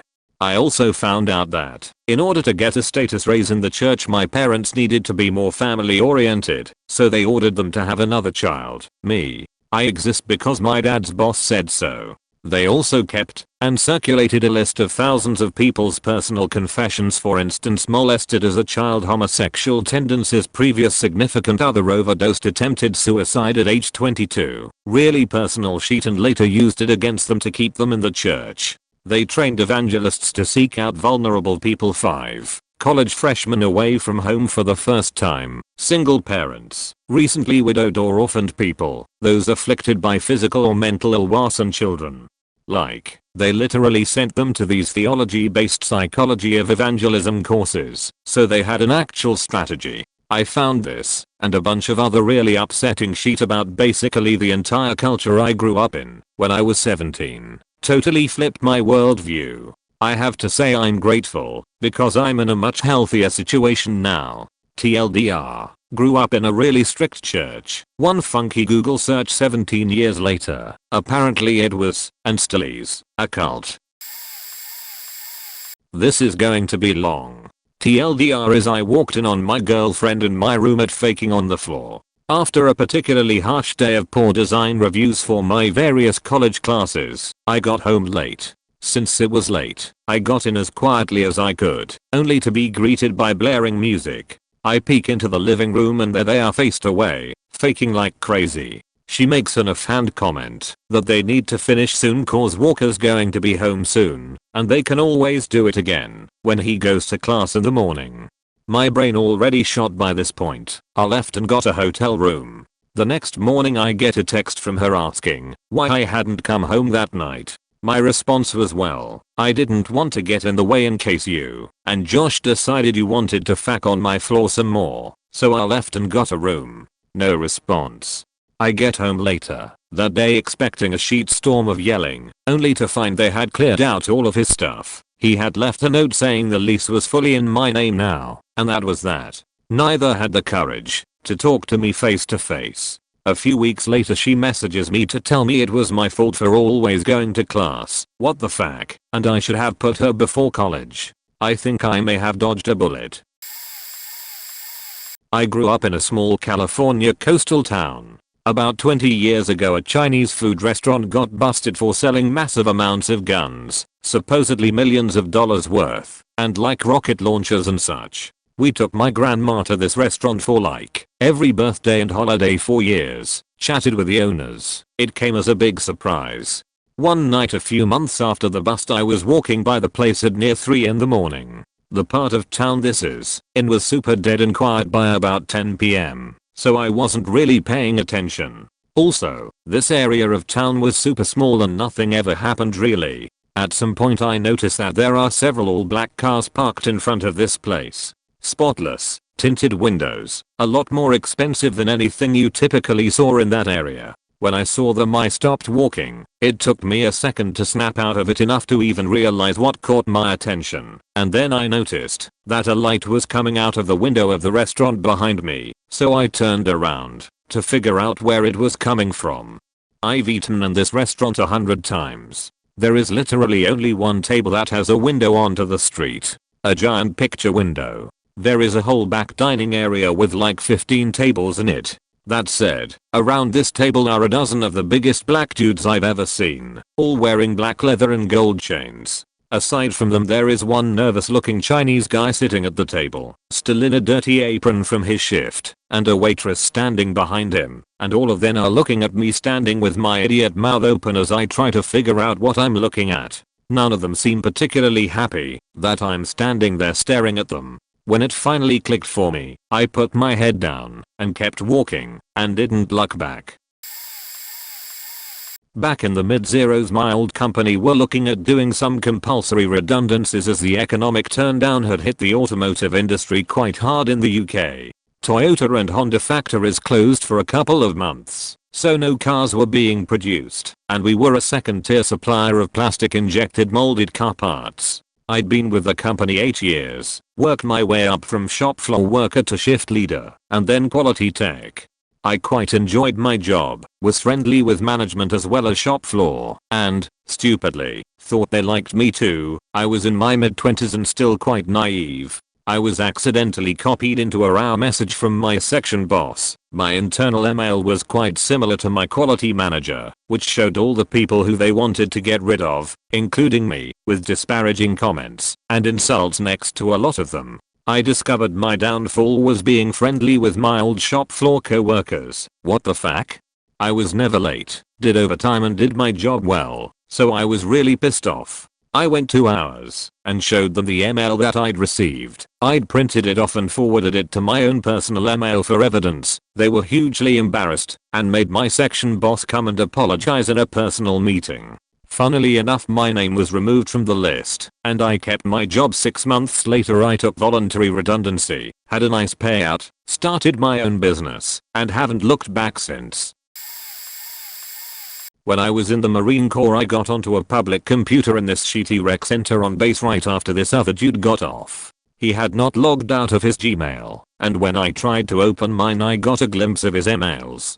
The first few were him responding to CL ads talking about how he could get guys on base, so he could suck them off. I'm heterosexual, but my mom is not, and I grew up not knowing, or really caring about the difference, so all I felt for him was some concern for his safety. He looked 19 at the most, sort of chubby little white kid from middle America. With concern I felt nosy, and could not resist opening an already read email. I found his ad, which was more or less, all ages, will suck off, can host on Marine Corps base. I loved it in all ways. Then I couldn't resist googling his email, and found his Facebook, which was public. He was recently married to a similar looking girl from his old town. From there I noped out, and imagined that she knew, and together they had some funky marriage set up that worked for them, and their sexuality, and they were happy. One Saturday when I was 13 or 14 I was at my aunt and uncle's house with my cousin and another friend. The adults had left to go shopping or something. We lived out in the country and they were doing their shopping for the month, so we knew they were going to be gone for a while. My uncle also owned the property next door and that's how he met my aunt. They were neighbors. At his old house, there was a big above ground pool with a deck that also connected to an little house. It used to be a storage shed, but my uncle had turned it into the pool room. It had a pool table, dartboard, a little bar and a stereo system. For some reason, in the room on this particular day, there was also a terrarium containing a snake that my uncle had caught in the yard. Well, my friend and I decided that we wanted to go out to the pool room, smoke a joint, and look at the snake. My cousin stayed behind to play Quest 64 or something terrible like that. He made a wise decision. My friend and I made the 5-minute walk out to the pool room and I opened the door to enter first. As soon as I opened the door, I see my aunt and uncle getting it on top of the pool table. I know they saw me because my aunt immediately started telling my uncle to stop. I closed the door and turned to my friend to say, "Oh dude, we can't go in there," but he was already halfway back to my cousin's house. Dude was running in sheer terror, which made me run too. We got back and told my cousin that we just saw his parents faking on the pool table. Shortly after, his parents walked in the door with grocery bags. My cousin looked at his mom and said, "So, who won?" We also found a crack pipe out there a few years later. Pretty sure we weren't supposed to see that either. My uncle was a real sheet bird. I walked in on my parents not while they were having sex but probably post-coitus. They were simply lying naked on the bed, side by side. I was probably 7 or so. It was a Sunday afternoon, after church. The most interesting thing about the experience was that my father instinctively grabbed for some clothing to cover his privates, but all he managed to come up with was his tie, which he quickly draped across his business, perhaps reinforcing in my mind the symbolic nature of this most phallic of menswear. My mother yelled at me to get out of the room. The second interesting thing about it is that my father brought it up about 10 years later and said that he thought my mother was wrong to yell at me and that he felt guilty about it and wondered if it had had any adverse effect on me. My father, in the years after my parents divorced, confessed everything to me, revealed every detail of his life. He also told me that my brother had walked in on them during the actual act and had been highly disturbed, especially since my mother was on top in the female superior position. He thought she was hurting my dad. Afterwards, my dad spanked the crap out of him. He felt really guilty about that one. Overall, the two distinctly different experiences might explain a lot about the personality differences between my older brother and me.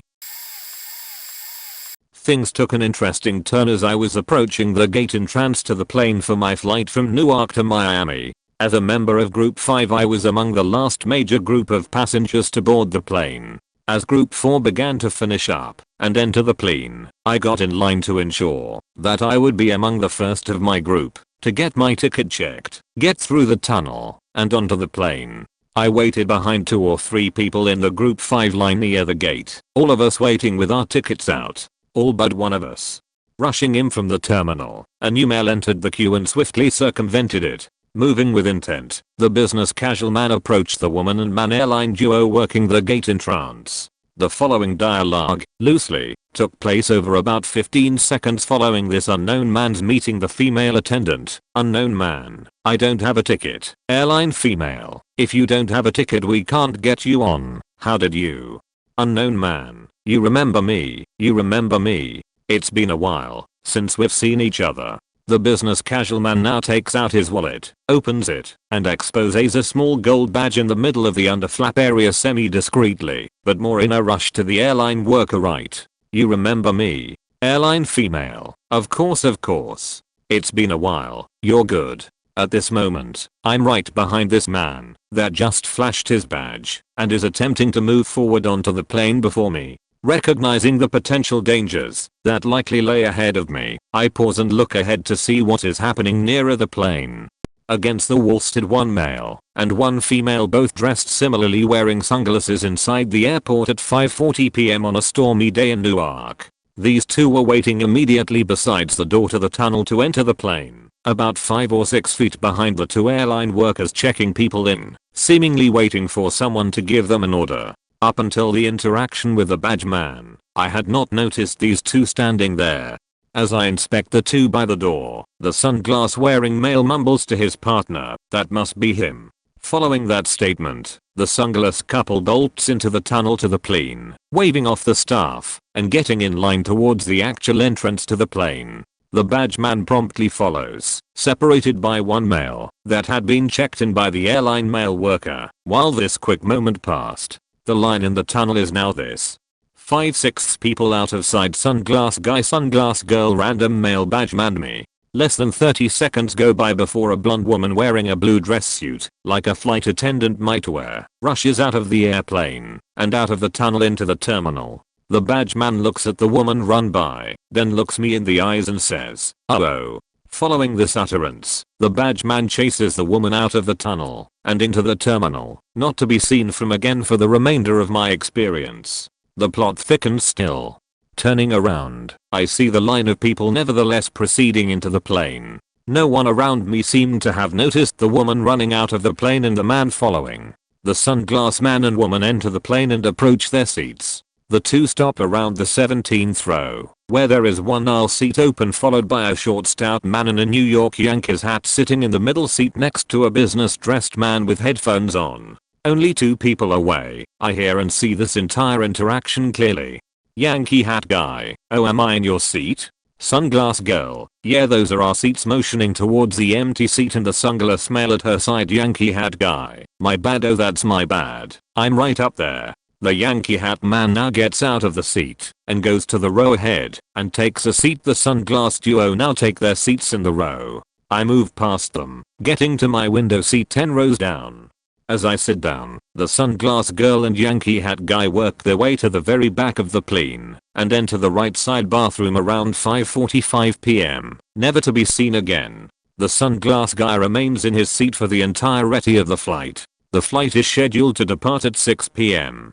At the time of our scheduled departure, there was no rain coming down. Several airline workers are coming and going through the whole of the plane, making their way to and from the right rear bathroom. The following hour and 20-minute delay was bizarre in nature. At 6:26 p.m. I received a text from the airline stating, "Your 600 p.m. United flight to Miami is delayed due to operations. UA 1923 now departs Newark 632 p.m. and arrives 947 p.m. sitting still connected to the terminal." The plane intercom eventually comes on with a female voice. "We apologize for the delay. Our pilots are still not here.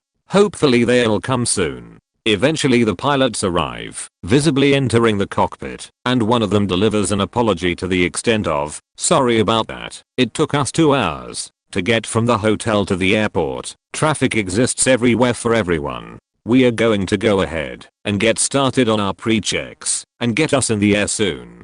Following this speech, we remain connected for quite some time. The entire time the seatbelt light remains on.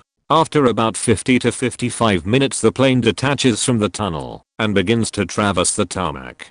The next 15 minutes are spent awkwardly engaging the engines to some degree and then relaxing them again, a practice that seemed uncommon. The flight crew reviews their standard safety procedures with nothing out of order. We finally find our way into the new Q4 to Kiev. After another 15 minutes in line, we end up leaving some hour and 30 minutes after our planned departure of 6 p.m.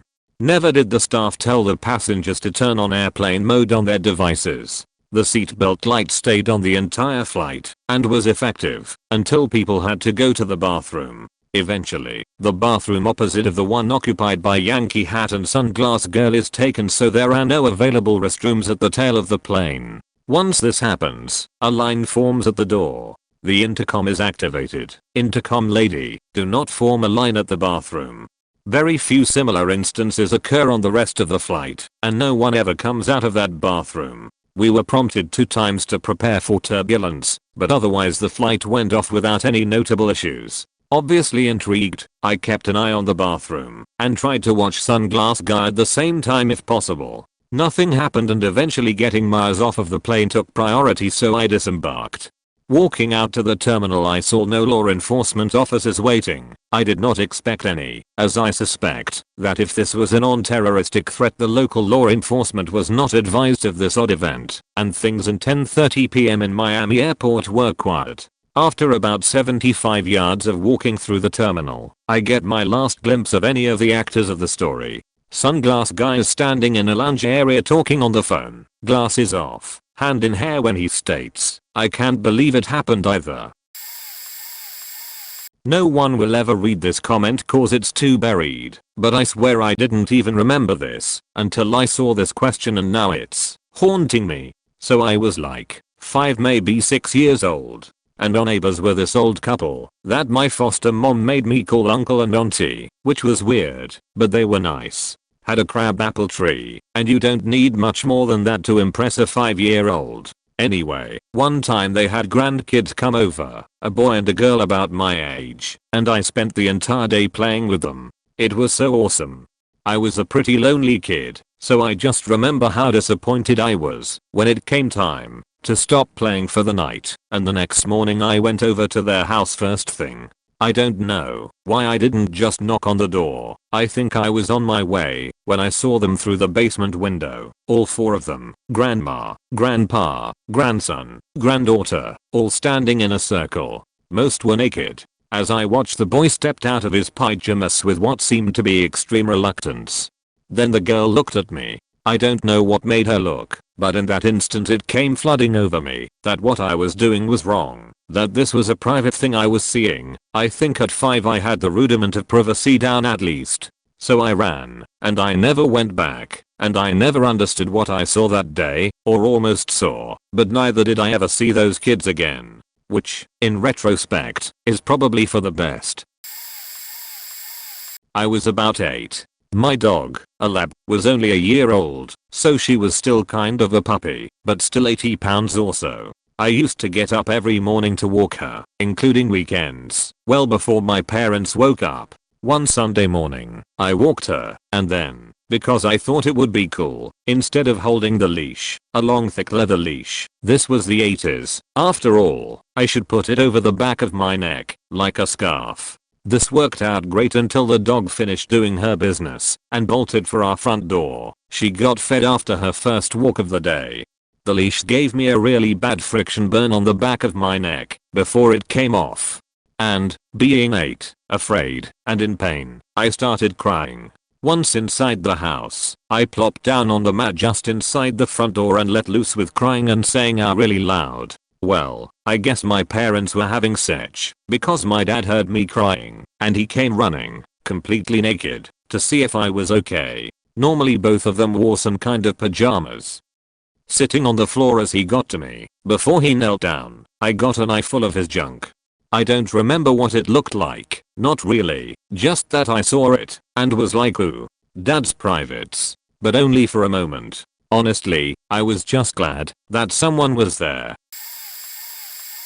I was working for a private tech firm. Without going into specifics, the tech we made is basically used in every data-intensive operation on the planet.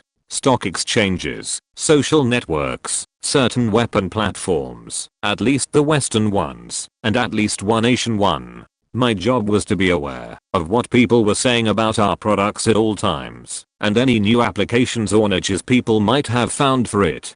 One day I stumble across a certain forum whose sole purpose is to recruit and militarize young people. As it turns out, they were discussing how they might acquire our products secondhand, and theorizing how they could fit into an impressively simple operation to control multiple commercial drones that had been modified with Arduino boards. Long story short, the next day my boss stopped by my area to let me know some people were coming by. Then my boss's boss stopped by with two very polite folks who wanted to see how I stumbled across that site. One commented on how impressed they were and started asking me how I liked my field of work, if I was happy at the company I was at the time, etc. I have never noped out of a conversation so fast. I don't know if it was related, but fast forward a couple of years to 2015 or 2016, and a story broke very quietly about how a certain large militant entity was attempting to use modified commercial drones as IEDs. It was just interesting to hear, is all. Got a couple doozies. In first grade I'm on the school bus, going to a private Christian school, and there's a little girl sitting across from me. Now to preface this, I have to tell you, she was not a nice girl. In fact she was gross, and the biggest insult any of us could think of at that time was, "Is your girlfriend?" This little girl has her legs spread and a really big grin on her face. I look at her crotch, she's wearing those little girl white tights, and I see she's not wearing any underwear, because there is a small hole in the crotch. Looking me dead in the eye she opened that hole up, so I had a perfect view of her first grade coochie, and gave me this sicko grin like we both just shared the biggest secret in the world. I had no idea what I was looking at, of course, and even gave her a grin back, but that image stayed with me. In 8th or 9th grade there was a car accident across the highway from my house. In the newspaper the next day was the story of what happened. A total loser got it in his mind to go rob these two old men, brothers who were both in their 80s, who ran a gas station out in the Boonies of Oregon. So he gets there and demands of the one old man that he finds there that he opens the till, but he refuses, so this loser pushes him down and kicks him in the head while he is down. Then he grabs a can of gas that was sitting there and jumps back in his souped up sheet mobile and heads back to town. Apparently about halfway there he lights up a cigarette with this can of gasoline sitting on the front seat beside him. It catches on fire. He hits a rock wall and then rebounds across the road and down an embankment, burning him alive. We were all pretty certain he got exactly what he deserved. The next day, after the wrecker had come and removed all the pieces of the car, my older brother and I climbed down there to look at what was left. A big section of the ground was burned, and we found a license plate among the pieces of burned stuff that was scattered everywhere. My brother says, "Wouldn't it be cool if we found a burnt hand or something?" I looked at my feet and screamed out, "There's one." Lying at my feet was the guy's hand, completely burned and just bones left. We ran home, and my mom called the coroner. He came out, and we showed him the hand. He says, "Yep, that's a hand, and no gloves or anything, picks it up, sticks it in a bag and then leaves. We've been telling that story ever since. Finally I have something interesting to add. 16. Somehow me and my little white boy friends gained access to a very serious dealer in our area. He liked to play video games with us, and I think enjoyed our casual friendship as a trophy with which he could demean his inferiors, as in you stand there watching the 40-panel surveillance wall with a shotgun in your hand and a radio for 4 hours, while I sit around playing Xbox with some little kids. Anyway, one day we rolled up to get some blow. This spot was a chop shop disguised as a repair place and a fruit stand. We pull into the special driveway and get close to the back house, where the sheet went down when someone jumped out of the bushes with a gun. Luckily he was one of the guards that liked us. He told to turn off the car and the lights and hope no one else noticed us. He would cover if people came over. It was a mix-up that we got the okay to come over at all. We were well hidden within the dense tree line of the mini compound, very much in the sheet. Anyway, long story short, our big badass friend of a dealer had a little talk with a man who had just been tortured. The man was crying like a dog, like something barely human, naked, and with bits and pieces removed. I watched, couldn't not. Then he was taken back to the second house, dragged by his legs. When he yelped, someone slammed his face in with a gun. I always felt less comfortable going over there after that, though I won't lie, the quality of the product there kept me going back right up until that area was busted by the D and FBI. Hundreds of guns, kilos on kilos of everything, end of murder counts on everyone, etc. Edit, spelling. There was this girl I met online that I was really starting to like, and we would Skype a ton, even feel all seep together over Skype a few times, and yeah, it was great, and she really liked me too, so I thought it would be something serious, and I was really liking whatever we had. So then we eventually gave each other out Tumblr logins. That's where we met, just for fun so we could reblog stuff on each other's blogs and other things. One day I went on hers to just mess around with her theme. She hated Nightmare Before Christmas, so I was going to change it to be full of that, and I was also going to leave some cute message thing for her to read later. Then I saw she had a few messages from this guy, and it seemed like they had been talking for a bit and were getting pretty close. This absolutely crushed me, because at that time I thought we were really serious and stuff. Honestly, through the whole relationship, or whatever, I always thought she would just find someone better, because she was so beautiful and an absolutely wonderful person that could find someone just as amazing, and I'm just an average person with nothing really going for me, so part of me knew it wouldn't last. Well anyways, because I'm an absolute idiot that doesn't know how to talk about my emotions and stuff, instead of asking her what that was about, I just had a huge meltdown where I said and did some stupid stuff, and that was the end of whatever we had.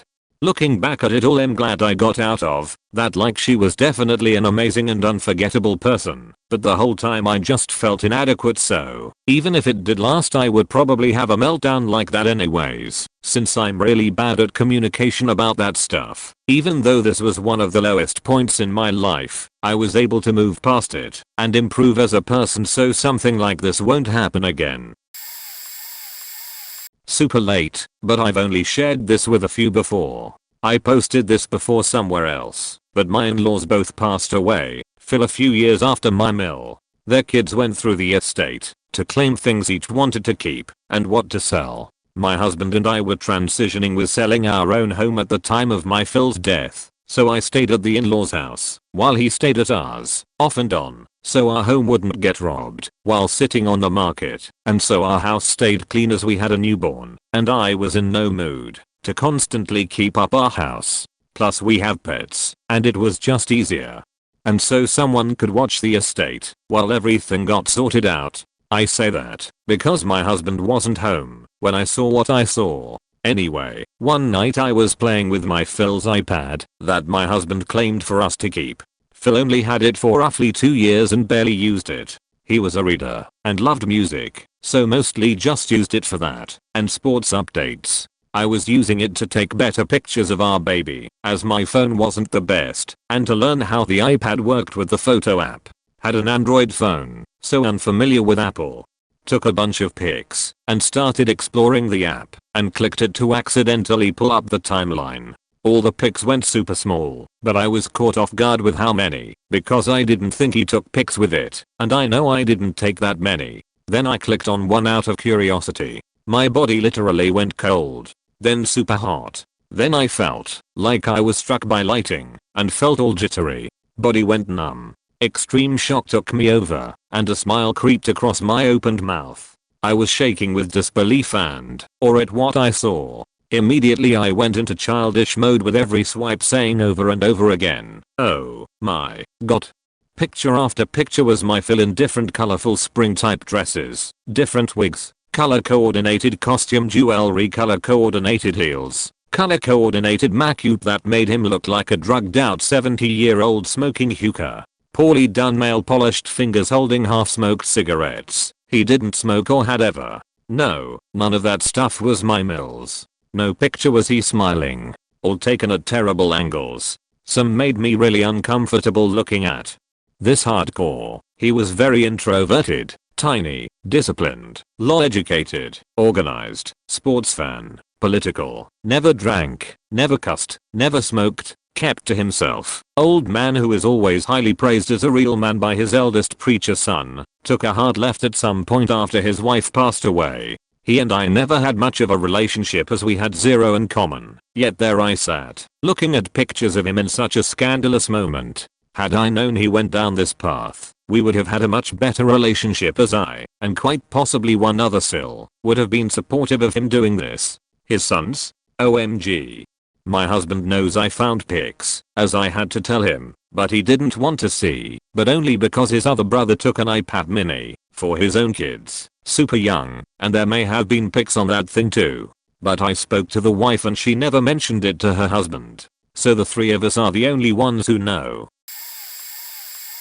I was in my freshman year of college, and had taken my new girlfriend home near the end of spring term to spend the night, and meet my family. My younger brother was at school while we were around the day before, and we missed him the following afternoon as he was at practice, and as we later went out.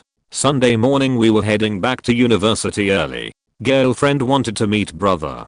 I knocked on his door, and didn't get a reply. My girlfriend was standing behind me, and to the side a bit. I figured my brother was asleep, and opened the door to wake him up.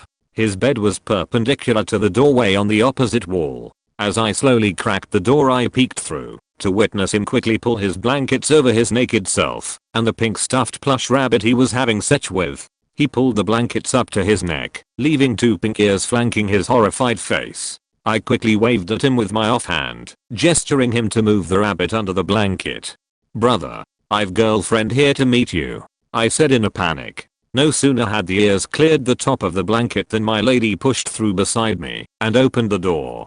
She walked to the bed and said, "I'm girlfriend, nice to meet you," while sticking out her hand for a shake. My brother and I made eye contact as she moved in, and in a moment of panic our brotherly senses conveyed everything that needed to happen.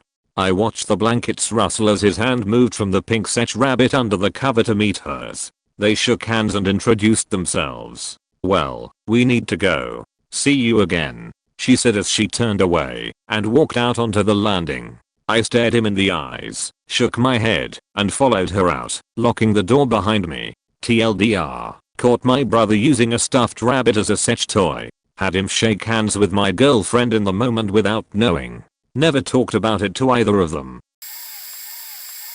When I was in the Navy us single people would have hotel parties. Alcohol wasn't allowed on ship or in the barracks at shore, so we would rent a couple of cheap rooms, get boozed and music. When the parties died down you just slept or passed out anywhere.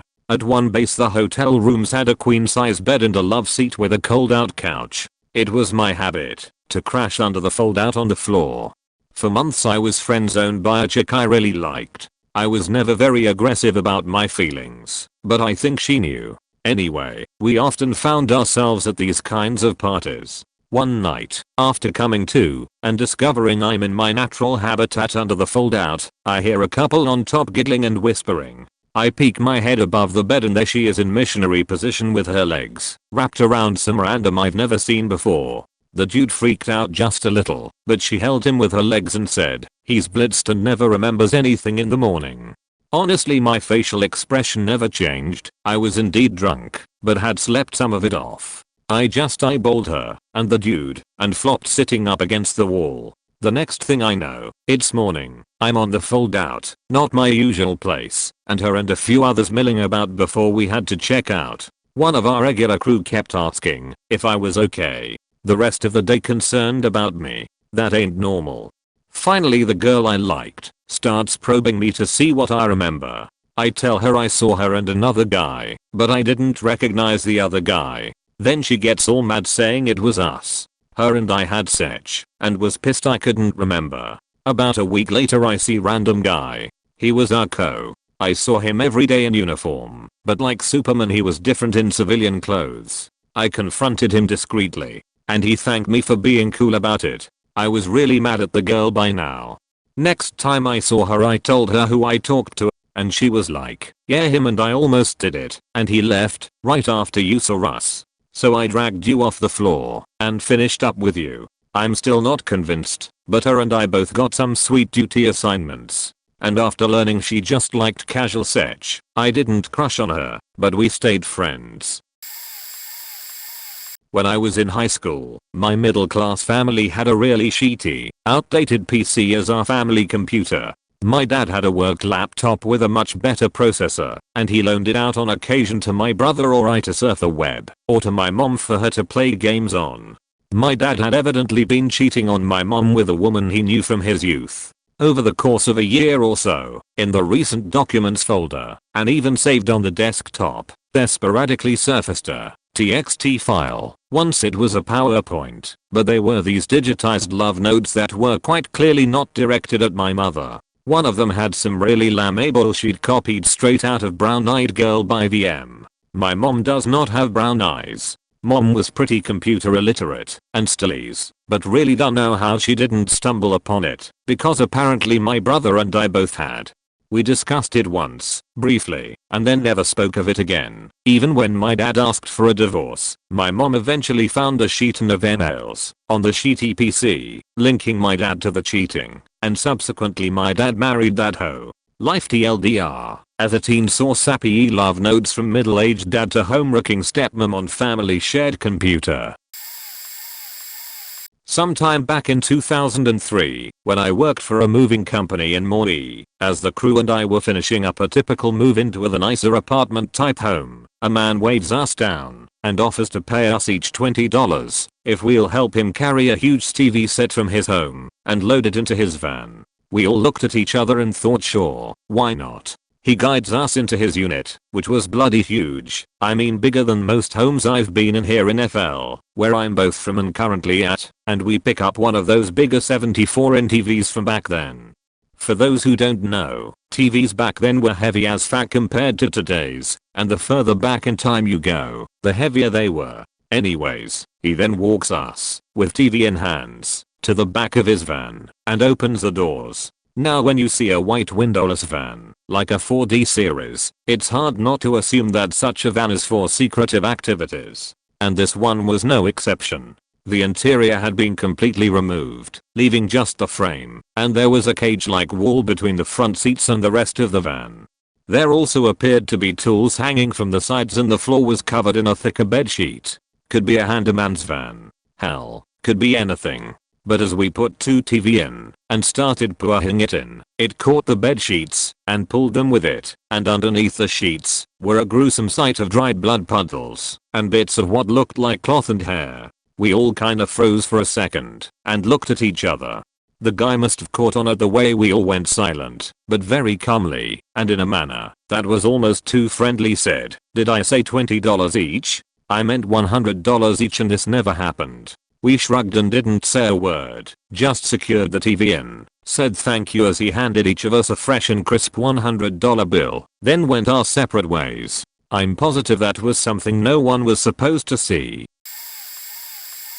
It's not particularly well known, but Gibraltar has an extensive cave system, partly natural, but much of it man-made. Parts are large enough to drive vehicles through. They were garrisoned during WWII and used to control entry to the Med. I went there with the army, who, as well as liking to make you run up and down the several miles of staircase within the system, also teach cave fighting and patrolling in there. We were given a map and told to patrol to our destination, with the possibility of meeting hostile forces en route. Off we go. We take a couple of minor routes, then pass a passage not marked on the map. There are a lot of these, and most are short dead ends or simply unsafe or impassable. This one obviously had plenty foot traffic though, and if it connected to a nearby shaft would have cut a half mile off our route, so we decided to take a look. 200 yards down the tunnel we come round a bend and 2 glass doors slide open. There's a room on the other side filled with control panels and half a dozen guys in navy uniforms. Proper blinking lights, Star Trek stuff. One of them charges out, gives us a sound bowl, locking, and tells us to fuck off. We made some discreet inquiries, and either no one knew about it, or knew and didn't want to say. What the hell was it? Who knows? But it obviously wasn't meant to be found. I posted this elsewhere before, but it was off topic a little, but it could fit here, so I'll just edit it a little to suit this thread. It was a workmate who actually seen this. I was there, but didn't see it with my own eyes. I was told, after we left the guy's house. Some weird shit happened when a guy I worked with asked another coworker if he could pick up and deliver a large gas bottle for him to his house. The coworker who wanted the gas bottle didn't have a driving license, never has, so the other coworker I mentioned asked me if I'd help him deliver it, because it's a heavy bottle and the guy lives in the middle of a shady scheme. When I say shady scheme, it's nothing mental. It's just an area with a poor rep, and it looks run down, but we are in the Highlands of Scotland, so I'm not talking about anything over the top.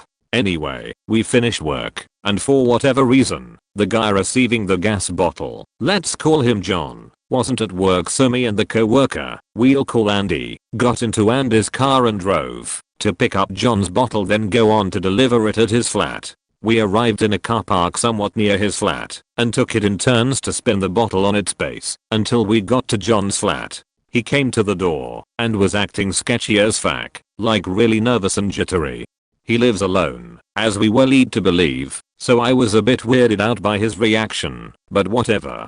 We got the bottle into his house. He wanted it in the cupboard under his stairs. Done. Andy is a great music lover, and noticed lots of framed /TC CDs and vinyls on the walls. This started a conversation which took us on a bit of a house tour, showing the majority of his collection. He began touring us through his kitchen, dining room and hallway, showing all these different bits of memorabilia from various bands he liked growing up. He reluctantly swung the door to his living room open and dashed inside. I was behind Andy, and not really interested, just nodding along, being polite, and seeming like I was interested.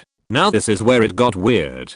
Andy swears to God he got a look at what John was doing when he charged down the hall and into his living room as we were walking towards the room. He swears he saw him throw a male blow-up sectle wearing clothes over and behind the couch. Then the loud clattering I heard was him kicking a mannequin dummy out of a single chair just beside the couch where the doll was. I was oblivious to all this, but Andy had a stupid grin on his face until John ushered us out a few minutes later without letting us see the framed stuff on the side of the room the doll and mannequin were allegedly on. I did however note there was 3 cups on the small living room table, but I didn't think much of it until after Andy filled me in on what he saw. It's just weird as hell. The guy, John, has been single and living alone for a long time and isn't much liked because he's got a chip on his shoulder, but I didn't have any issues with him personally, so I took him at face value. He got sacked for some stupid shit a few months later, but 4 years afterwards, at work, me and Andy would speculate exactly what he was doing with his doll and the mannequin, but we know for certain that we were not supposed to see what was going on. So, a few weeks ago my phone broke. Absolutely needing a phone for my job, but also, having just moved out of my house, I was not in a spot where I could get a new one immediately. My ex, who I'm still on good terms with, gives me one of what he thought was his old phones to use for a week until I got a new one. Well, the nothing on that phone was deleted and still had texts from when it was last used 4 years ago. So when we were going through the phone, I see a text from their family friend with "I love you" sent as a last text. I laugh and ask my ex why he sent a woman almost twice his age an "I love you" text. We go through a few of the texts and realize it's not his old phone, but his dad's. Other than the I love you text, nothing was too scandalous, but he hands me the phone and we don't talk about it anymore. The next day at work, I go through the entire text log. His father was having an affair with a family friend. They are both married with kids. They were going on and on about how much they loved each other and how they couldn't wait to spend time alone. I felt sick to my stomach. I immediately messaged 2 of my friends and asked what to do. I haven't told my ex because it would destroy him. I'm still not sure if I made the right decision. My sister having sex. I was about 9 or 10 and she was around 15 or 16. Since my parents worked for most of the day, my sister would take care of me. One day she brought her boyfriend at the time over and told me that the door would be closed and to not come in. A couple of minutes later, while watching my cartoons, I hear what I thought was a scream. To my horror, I now know what it was: shudders. Being the good younger brother, I ran to the room. Also not trying to disobey my sister, I opened the door a little bit and peeked inside, with her ex going at it. He sees me and yells at me to get the fuck out of there, and I ran back to the living room. And that's how I learned about sex at a young age. After they were done, they sat me down and explained to me what they were doing. After that day, I grew to hate her ex, and for good reason. He would abuse her, get her into alcohol and drugs, and abuse me, but not to the point where it would be noticeable, but still leaves mental scars to this day. I had completely lost my innocence in childhood. My sister would abuse me too, but thankfully, she got rid of him for good when she graduated high school and gave up drugs and alcohol altogether. Now she is married to my brother-in-law and I couldn't be happier for the both of them. A text that was meant for my manager.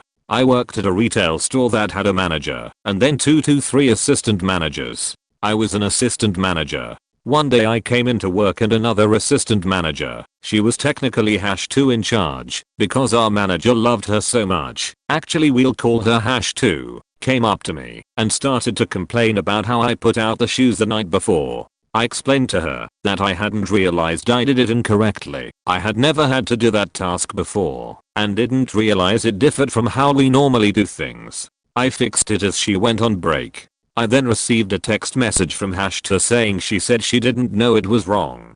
But I know she should have. I realized that was obviously meant for the manager. #2 never liked me. I was the manager all the associates liked. In fact, one of them told her they preferred working with me. #2 left early and completely avoided me. I continued the night and was in charge of closing the store. The next morning I get a call from my manager saying I didn't have to come in until later. We do this when it's slow to cut down on hours. When I did arrive at work I was pulled into the back room. When #2 opened that morning she discovered I had left the back door unlocked. Now you can't enter the back door. There's no handle or anything, and I obsessively check the locks when I close. I was fired. As my manager was firing me, I managed to get out. Is this because she interrupted me and said I needed to clock out and leave. #2 was so embarrassed that I caught her talking shit that she got me fired. This will probably get buried, but what the hell. I made an account just to post this. I used to be a wedding videographer back in the early 2000s. I was prepping for a wedding near Shanksville and was driving on Lambertsville Road on the early in the morning of 9/11. For some reason, I decided to pull off the road to get some B-roll of the woods. I had pulled over to the side, turned off my car, and decided to walk into the woods a bit to set up my equipment. It was quite calm and peaceful, so I was setting up to get some video and audio of the nature. I was there for maybe 30 minutes, as it takes a bit to set up my equipment, when I saw a massive semi-trailer truck pull up maybe 400 yards down the road from where I was parked. I'm in the woods about 30 feet, so I can't be seen from the road, but I could see them through the brush. I see about 15 to 20 people pop out the back and unload what looked like 50 plus storage crates. Out of all of these people, 3 were wearing FBI jackets, so I immediately panned my camera over and started recording. I watched as they carried the crates to the other side of the road and out of my view. They were there moving crates back and forth for roughly 60 to 90 minutes as I sat in the woods. After that, they all hopped back in the truck and drove away. I didn't think much of it at the time, and I learned about the events of 9/11 later that evening, as I didn't at the time have a cell phone, and I was out all day filming the scenery. It wasn't until a few days later that I learned about Flight 93, and it wasn't until even a bit later that I realized I may have filmed something that I wasn't supposed to. I still have the tape.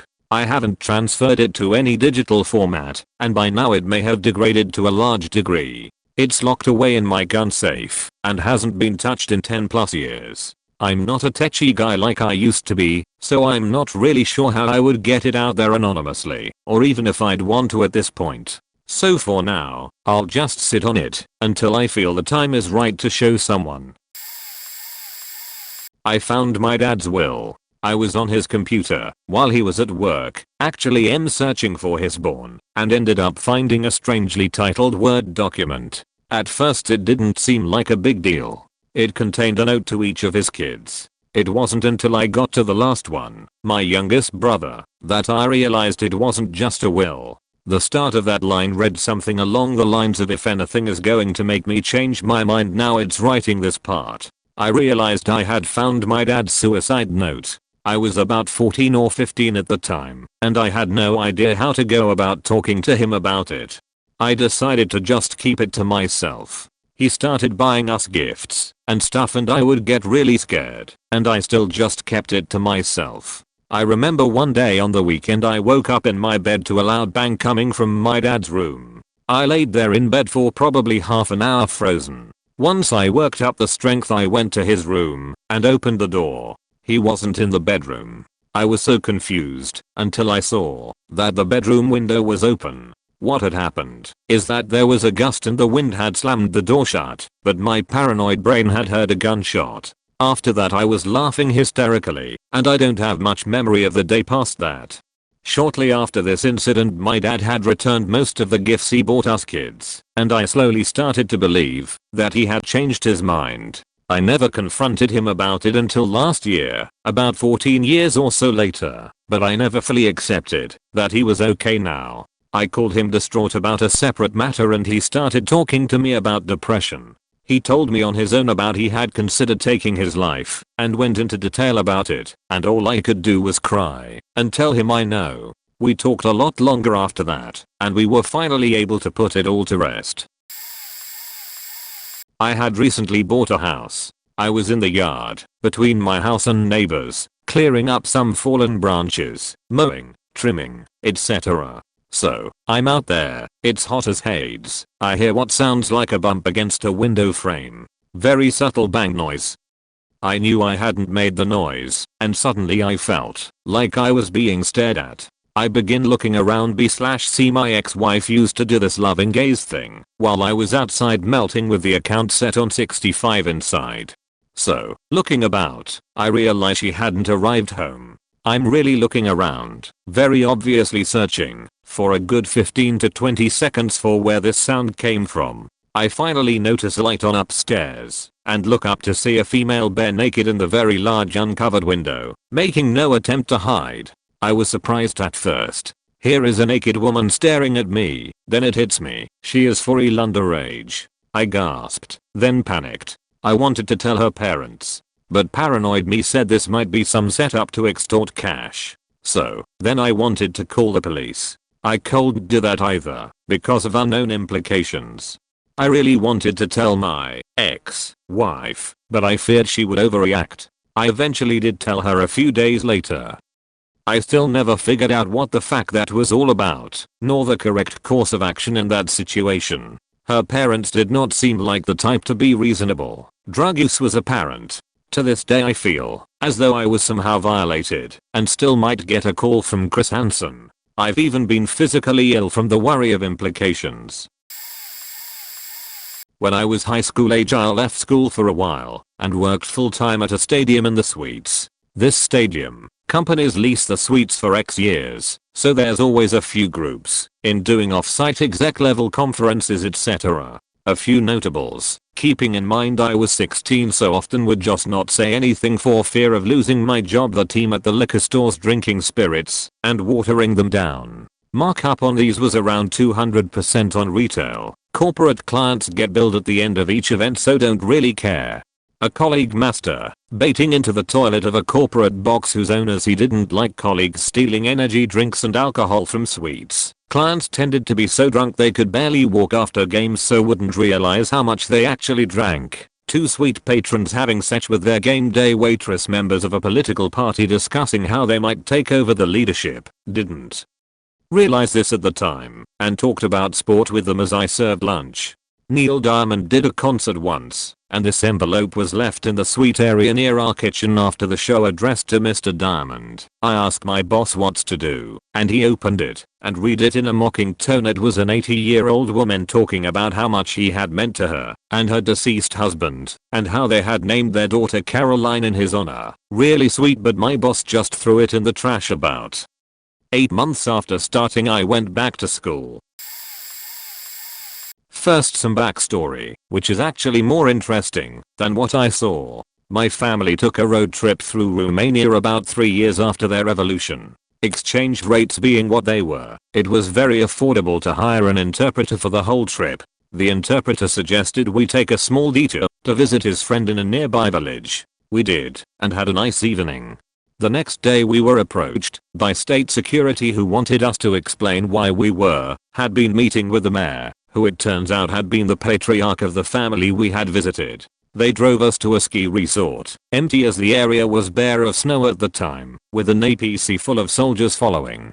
They then for some reason had us ride the ski lift to the top to ask more questions about our itinerary. In the end, nothing came of it, except we had a squad of soldiers telling us the rest of the trip, including the island convent, where we had to drive 45 minutes off-road and be ferried by a nun in a rowboat.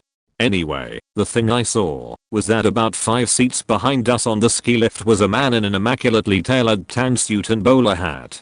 He was carrying a wooden crate labeled as oranges. At the top, he walked off into woods and didn't come back with us, the only other people who seemed to be on the mountain. Our interpreter said the only thing in that direction was the border with Moldova. No idea what that was about, but it seemed very cloak and dagger.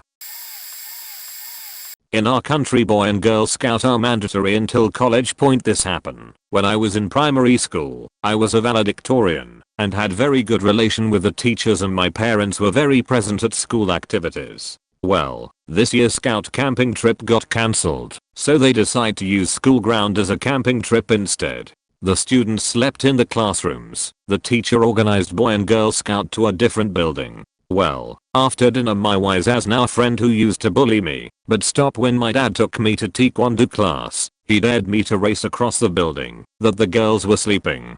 I was fearless. I was not going to let this guy call me a chicken, and I wanted to do it for friendship and whatnot, so I accepted. Fast forward, here I'm with him on the corridor. On the right side are girls' rooms. The corridor is around 6 classrooms long. After dinner, on the schedule, we were supposed to take a bath. So the teacher didn't stay around, which made it easier for us to sneak in and get ready. Cakewalk, I told myself as we get in position. After that, it all happened so fast we heard the teacher were coming up the stair behind us. 2 of us sandwiched by female teachers, and like 100s of Girl Scouts. Doom was approaching. There was no way we could explain to the teachers and my rep would suffer. And so we ran as fast as we could across the corridor when suddenly the girls came out in towels. We ran zigzag like a pro. Many screams was heard. And as I let my eyes wander into one of the classrooms, I saw my classmate, naked. She was changing. We were around 10 over 11 years old. She is the whitest in the class. I recognize her right away. That was the longest 5 seconds of my life. After that, we take the emergency stair and ran back up outside. The teachers wasn't that mad tbh. I don't think they'd have enough evidence to catch any of us, or they didn't want to implicate me, plus we were only kids running around. Lol. I'm still friend with the girl. Every time I look at her picture I remember this event. Not as much see as given access to. It was a summer job changing filters in Axe last year. Me and another girl, we both got it through family connections. So we are both given access cards to most of the building, not the offices that was being rented though. Our boss introduced us to some people in some of the offices, so they'd know we are legit. Everything going well first 2 weeks or so. We are going through some standard offices and whatnot. Then towards the end, we decided to leave the big offices until last to keep track of what we'd done. We get to the office of Nuclear Fuel and Waste Management Company. They have a security guard there 24/7. By the way, only place in the whole building. They have keycards limiting what rooms the employees can enter. We get there, get our cards keyed to their common areas, so we can move around, do our job etc. Later on we get to the rooms of the bosses, CEO and alike. At some point previously we had been denied access to rooms we should been able to get into, so we spoke to the security guard who fixed this. We had been told we weren't supposed to be able to enter management rooms. Nothing strange really, there's stuff in there that's secret and protected by law, and that people outside shouldn't have access to. We try our cards either way. We can get in. So we do what we are supposed to do, but holy shit. I think the security guard messed up when fixing our access before. Still not the worst. We get to their id section, they let us into their server room unsupervised. We do our best to change the filters, had to do some real circus worth contortions, to do one of them, by standing on a table leaning at a wall with a shelf behind me, and a ceiling hatch opening pretty much in my face. But I digress. Then we need to get into a few of its offices. You need a key to get in. Okay, not too bad. Ask the IT boss if he has key. He doesn't, only the people working in the rooms do. He suggests security might have a key. I go and ask. The security guard gives me the faking master key. We get into the offices not even their workmates have access to. Another office we went to develops locks. We discovered quickly we could get into them cause the keys was on the door frames above each door. We did the decent thing and got the receptionist so she could keep an eye out since they had explicitly told us not to enter the rooms without supervision. The amount of server rooms and archives we got into unsupervised though was outstanding. We are talking insurance company, 1 or 2 health centers, a lot of online companies and a bigger company that deals in staffing and consultants. TLDR, the summer job I had where we got access to a load of stuff we shouldn't and was given a master key to a place with security 24/7. I'm going back this summer. Let's see if it's the same. My old boss is currently in the middle of getting a divorce. Since I started working there, I always was told that his wife didn't like one of my coworkers, who when I started was our receptionist. She is a fairly attractive younger than my boss woman. At one point our office manager planned to pursue a new job and my boss proposed that the receptionist, who steadily transitioned into the role of his assistant, take over as office manager. One weekend I came into the office because I needed to email a file that was saved on my work computer. To my surprise my boss was there in his office on the phone with someone. I went to my office without alerting him to my presence and suddenly I heard him yelling into the phone. It became pretty evident after a few words that he was arguing with his wife over the proposal of promoting the receptionist to the new position. Fast forward months later, she's the office manager, and unlike the manager before her she and my boss have many closed door meetings between just the two of them throughout the day. One morning I went to the copy room to scan some documents. On my way back to my office, I turn a corner and see my boss grab the receptionist's ass. I don't know if they saw me see them, but she did swat his hand away and say no, but not as assertively as you would if this was something that completely caught you off guard and appalled you. More in a not here and now type of rejection. I didn't say a word as I walked past, pretending to read the documents in my hand, and went back to my office until it was safe for me to tell my other coworker. In middle school the boys and the girls had alternating gym schedules. First half of gym was physical for the boys, second half was in the classroom. Girls ran opposite that. One day, realizing I had left my book bag in the locker room when we were in health, I asked to go get it back. The girls were out on the field, and I felt like I was in this hallowed chamber, so different than it had been to us boys not an hour ago. I spent way too long in there. There were training bras and underwear left around, and I just sort of looked at all of them until I heard the girls running in from outside.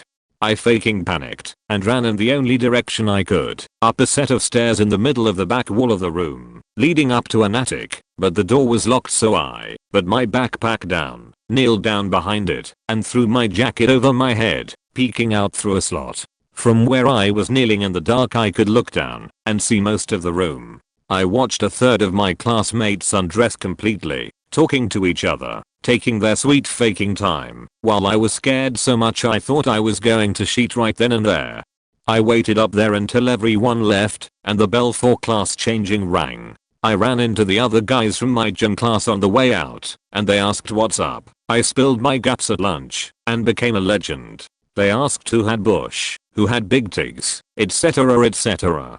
Keep in mind this is 8th grade, so nothing too saucy. Naturally, word spread, and a few girls called me a pervert, but overall most of the girls were nice about it, and would just laugh or grin when they saw me, and that fueled my fat bank for the rest of the year.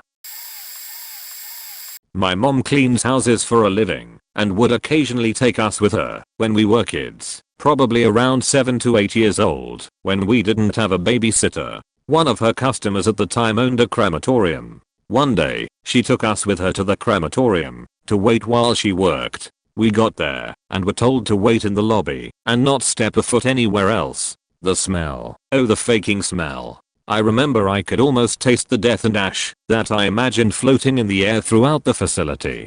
As me and my little brother sat there in the lobby and played on our Game Boys, we started to hear a loud banging. At first we ignored it, but the sound was loud, annoying and persistent. So my brother and I got curious. We got up and walked over to the entrance to the back. The door was slightly ajar, and we decided to take a peek. What we saw burned an image into my brain I still can't shake at 29. The hammering sound we heard were 3 guys hammering a wooden frame out of 2x4s around what I imagine would be a 600-pound plus morbidly obese corpse. The dude apparently couldn't fit in the furnace and so had to be boarded up. The mound of dead pale flesh seemed surreal, and in that moment, the horrid vision along with the intense smell seeped into my nose and into my very core. I remember not being able to look away, just stared in shock. After what seemed like forever, my brother pulled me away, and we went back to our seats and didn't say much. We didn't quite comprehend what the fuck we just saw. TLDR, my mom cleans houses and had a customer who owned a crematorium. She took us once, since we had no babysitter. My brother and I saw a 600-pound dead body being framed up by 2x4s because his fat ass couldn't fit in the furnace. Scarred for life. About 4 years ago I got a new boss. I shared an office at the time that faced the street and a secondary parking lot for the building, and about a week after my boss started, my office mate and I watched her walk up toward the building through this parking lot when a little yellow Miata pulled up and this 6 foot plus kind of goofy looking guy got out and started talking to her. She's the kind of person who smiles no matter how she's feeling, so it was hard to tell at the time what the two of them were doing or who they were to each other, but she looked kind of agitated, and she was pointing and waving her arms a bit as they talked, so we thought it was probably her boyfriend and they were having an argument. We didn't really know her at all yet, and it seemed like a personal matter, so neither of us were eager to bring up what we'd seen. However, later that day the cops show up and interview her in her office, so she is forced to tell us what is going on. Turns out she moved from DC for the job, and apparently the guy she used to get PC help from in DC came with her. Only he hadn't been invited. He was stalking her. The next day my boss and I are in a getting to know you kind of one-on-one introductory meeting in her office with me facing her and her back to the windows. We are like 2 minutes in with her talking when I see the little yellow Miata driving slowly behind her down the shoulder of the road out in front of the building. It takes me long enough to get my sheet together and be able to point out the window and say something like, "Your stalker." That he's already gone by the time she looks back, but she calls the cops and tells them what I've seen and the way he was heading. They catch the guy like 5 minutes later at some cross streets nearby. Sometime later I spend like 6 hours of a work day outside of a courtroom waiting to be called to the stand to basically say, yes, I saw that guy drive down the street in front of the building, and yes, it was easy to remember him from the day before, because a guy that big getting out of a car that small was like a circus routine, and then walk back to the office. The guy was convicted and served some time in jail, but only like a year or something. Short enough that he was getting out before I moved on to a different job. Turns out the stalker had a wife back in DC, and while stalking is certainly no light matter, if he'd have just gotten a job working for her instead, I'm sure that he, just like literally every single person in the department she ran, would have known to get as far away from her as possible. So I went to a service academy for college, and the summer before our freshman year we have a 2.5-month long plebe summer, which is basically like boot camp for officers. Anyways, it's the usual boot camp stuff. No privacy, no freedom, lots of working out and screaming. Anyways, so about 5 weeks into the summer, my name comes up as company rover. Essentially I just walk around the company spaces for a few hours and make sure, in the sarcastic words of my detailer, that Al-Qaeda doesn't attack, and if they do, you're the first warning meat shield. Anyways, so I'm just walking around, and almost nobody is around, only about 3 people who are broken, and can't do physical activities. I'm making sure all the rooms are squared away, so that when the company and the detailers come back the detailers can't find anything to punish us for. I see a room with the door open and the lights off, meaning nobody is present, but the blinds are down. We have to have the blinds up when not in the room, so I walk in to lift the blinds, so no detailer finds it. Instead, I round the corner in the room to see, in the back corner, one of my company mates on the broken list getting sucked off by a girl on the broken list. She's facing away from me, and he's looking right at me. We just stop and eye each other up for a moment, and something unspoken passes between us, and I nod, then just back out of the room. He and I are still friends today, and we have still never brought this exploit up sober. I still respect the hell out of him for getting some at a time, when the rest of us were under too close of a watch, and in too close of proximity to even rub one out. I was a young 18-year-old whiz kid. It wore off. I'm dumb as a box of rocks now, and the computer guy for a manufacturing plant. I did a good job, but corporate was having issues at the main plant, because they needed more hard drive space for the server. The plant manager didn't understand that, since they had recently bought more space, and this was a time when this kind of thing was expensive. They asked me to fly to the company headquarters and check it out. I got to fly in the corporate jet as the only passenger. I felt like James Bond, but without the sexy stewardess. And when I landed I went to the plant with the company's owner, who was also the jet's pilot. I introduced myself to their system admin, who wasn't told I was coming, and sat down at a desk. He was insulted and confused to see a dorky kid come in to check out his system. He was even more so when I found all the games, movies, and software he was storing on the server. I asked him if he needed them. He meekly said no, so I deleted them all. Not 30 minutes after showing up I went and told them the problem was fixed and they wouldn't need to upgrade the servers. To my credit I attempted to not get anyone in trouble with some vague I found some old files that could be removed data. But they pressed me on it, and I ended up telling them exactly what it was. I was around 12. I'd like to think I was not too naive in general, but that time I most definitely was. My parents were occupied in a meeting and to pass the time I was running around the otherwise empty building. Outside I could see a man leaning against a wall, waiting. Then I saw him remove a small concrete slab on top of it, and put something from his bag inside, then put the slab back on and leave. I was very intrigued, so I waited a bit to be sure he was gone. Then I went out of the building and went looking under the slab. Someone had dug up a compartment inside the wall, and I saw what must have been 1 kilogram of cocaine inside. I did not know what the mysterious white powder was, but I decided I had indulged my curiosity enough, so I went back inside. A few minutes later the meeting was over. During the ride home I decided to share the story of the strange man with the secret compartment in the wall. I did not immediately understand why my parents were suddenly furious and making me promise I wouldn't do anything this stupid ever again. After a while they calmed down and explained to me why following a potentially dangerous drug dealer and uncovering his drugs was not the smartest thing to do. It was so obvious in retrospect I felt pretty stupid for a while after that. Years later I went by the same place and could not resist checking if the slab could still be removed, but it had been replaced. My grandma's news articles about my biological grandfather. Note, my grandfather that lives with my grandmother is my dad's stepdad. basically raised my dad and my dad's younger sisters, and I was raised to think of him as my grandfather. I never met my biological grandfather. I don't know if this was for my sake or just because my dad was officially an adopted family member to my grandfather, but my parents told me the truth about it when I was in middle school. I don't know if my cousins know this or not through. They are actually related to the man I think of as my grandfather, not my biological grandfather, and haven't brought this up to them. I was a teenager at the time and had asked about my family tree, so I could hopefully find out about the 3/4 of the family tree I didn't know. I figured finding dad's side of the family would be easier than mom's, since both mom's parents were either adopted or in foster homes during the 1920s-1930s era. I had to ask my grandma, since she has the closest we have to records. She was crying while looking around, even though I had explained my reasons for asking. I can speed read easily, and did that to confirm the specific story I've heard about my biological grandfather. I put the newspaper article back without her noticing.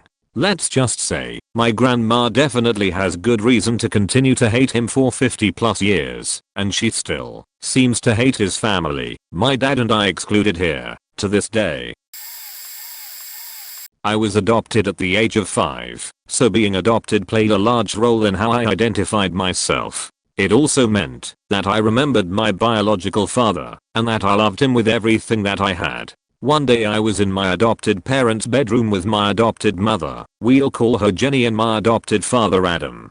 For some reason Jenny had our birth certificates out. I noticed that Jenny and Adam were listed as my birth parents. Jenny explained that birth certificates are changed for legal reasons, but it still really bothered me. It felt like they were trying to erase a large portion of who I was. Both Jenny and Adam are very insecure about being adoptive parents.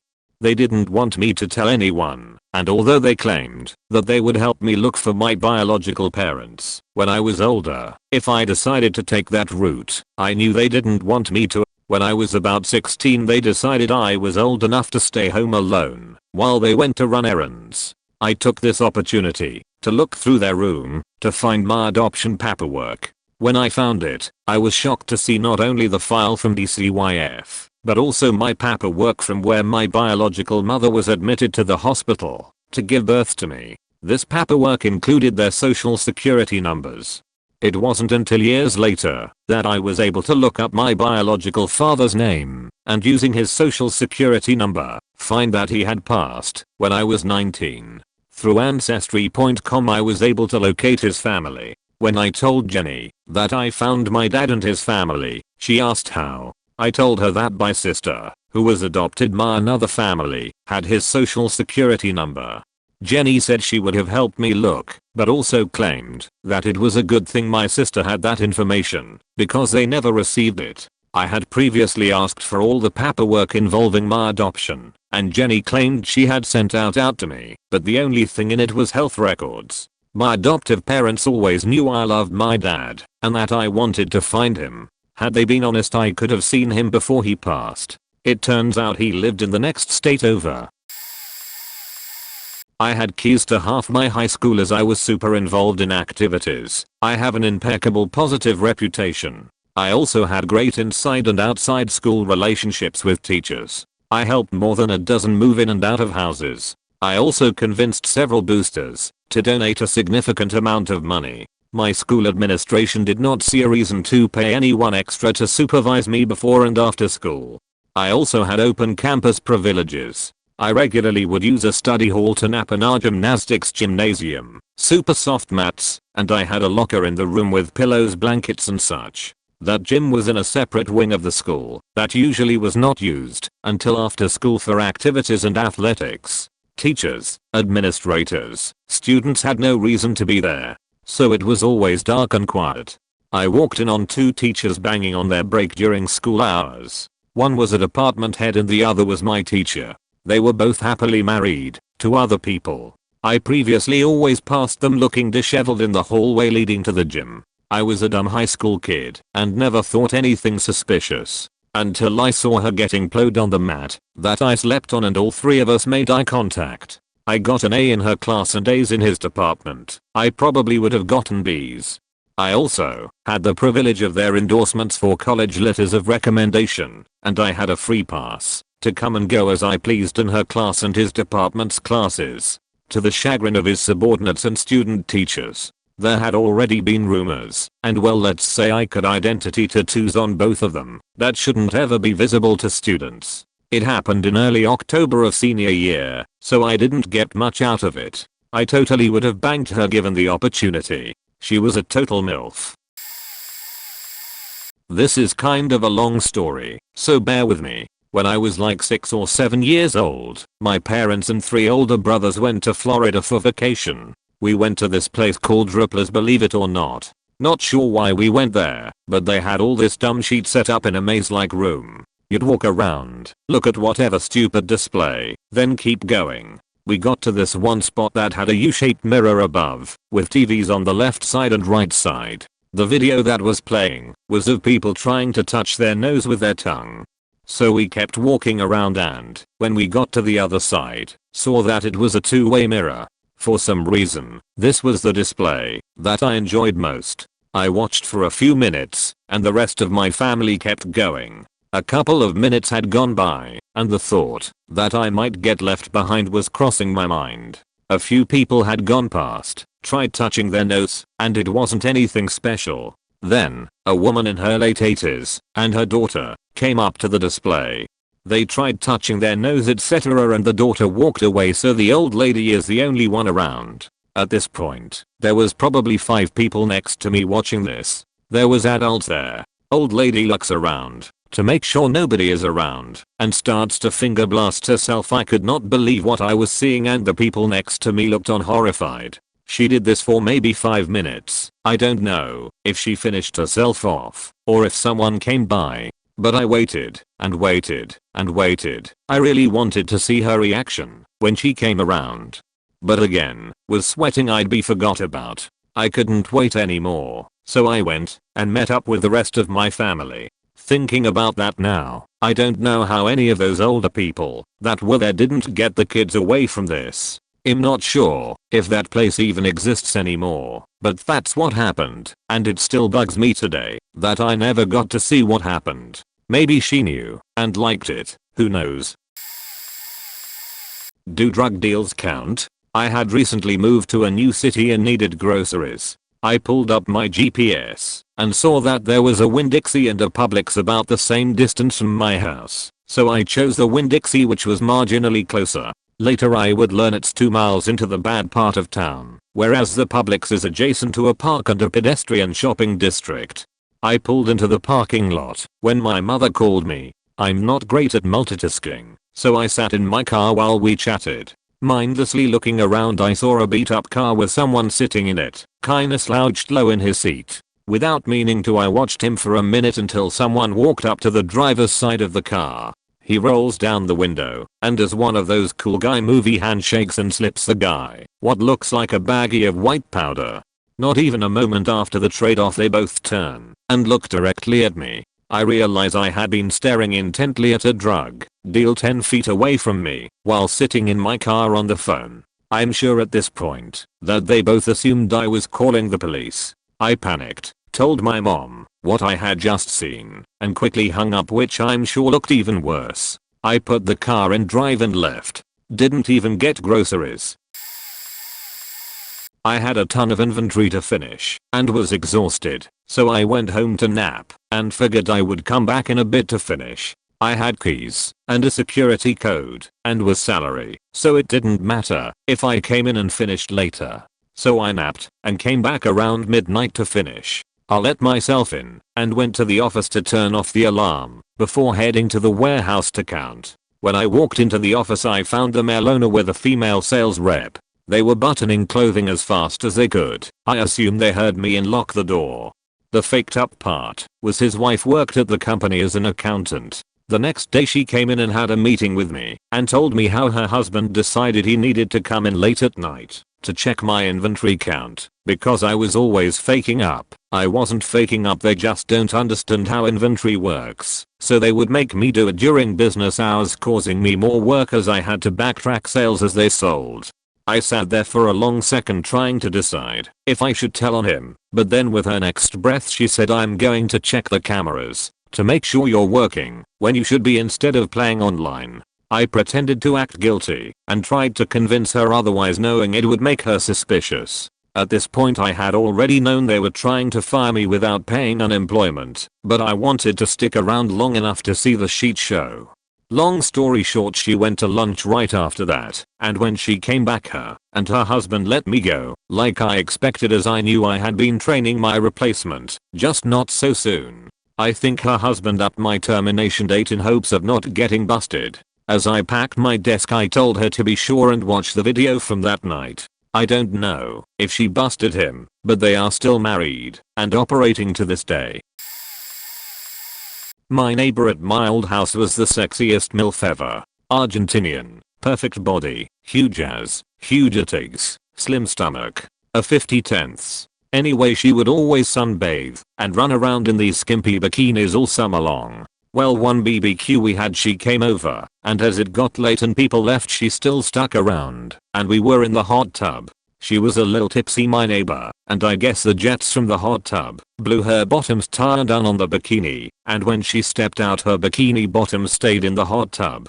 And she stepped out and me and my dad just stared, and all she was so tipsy she had no idea and didn't even realize it for a good 20 minutes, and she walked around my backyard and ate a cheeseburger standing in front of my dad and I talking the whole time with her gorgeous foreign snatch just hanging out in the breeze, lol. She finally did realize and it barely fazed her. She asked for her bottoms and my dad passed them to her, lol. I swear one of us could have smashed.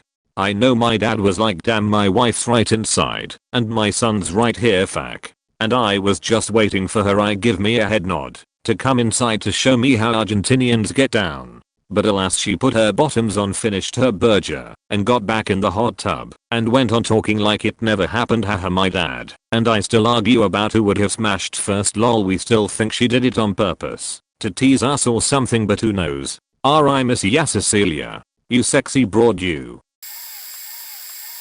This'll get buried, but I've gotta say it. Several summers ago, I was working as a sort of personal assistant for a married couple from my parents' church. They ran a home office, and sometimes I helped in the office, but I did a lot of personal things for them, like listing things for sale on Craigslist, backing up files, and so on.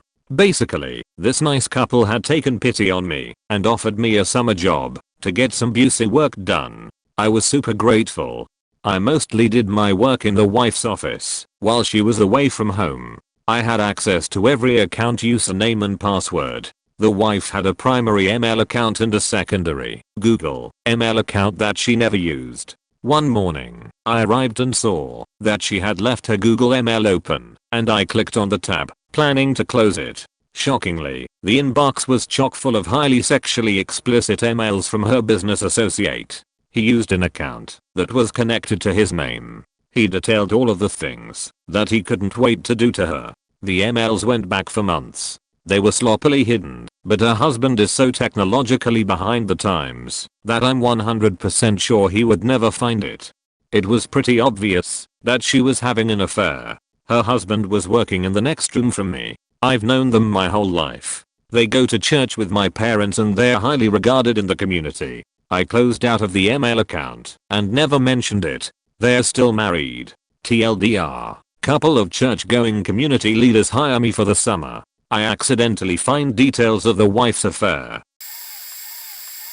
So my girlfriend, wife now, and I used to go for drives late at night. We would grab snacks, fill up our car and just randomly take off. We went by where I worked and noticed someone inside. It was a little weird, because the cleaners usually got there at 12:30. We were done and headed to another job by 1:15 or so. I knew this because the managers and support staff stayed late to finish paperwork or just hang out. Of course, we usually left at 2 AM or so, and the company had actually come down on anyone being there after hours. Well, it's 3 AM. I kind of thought nothing of it. Maybe the cleaning crew was late.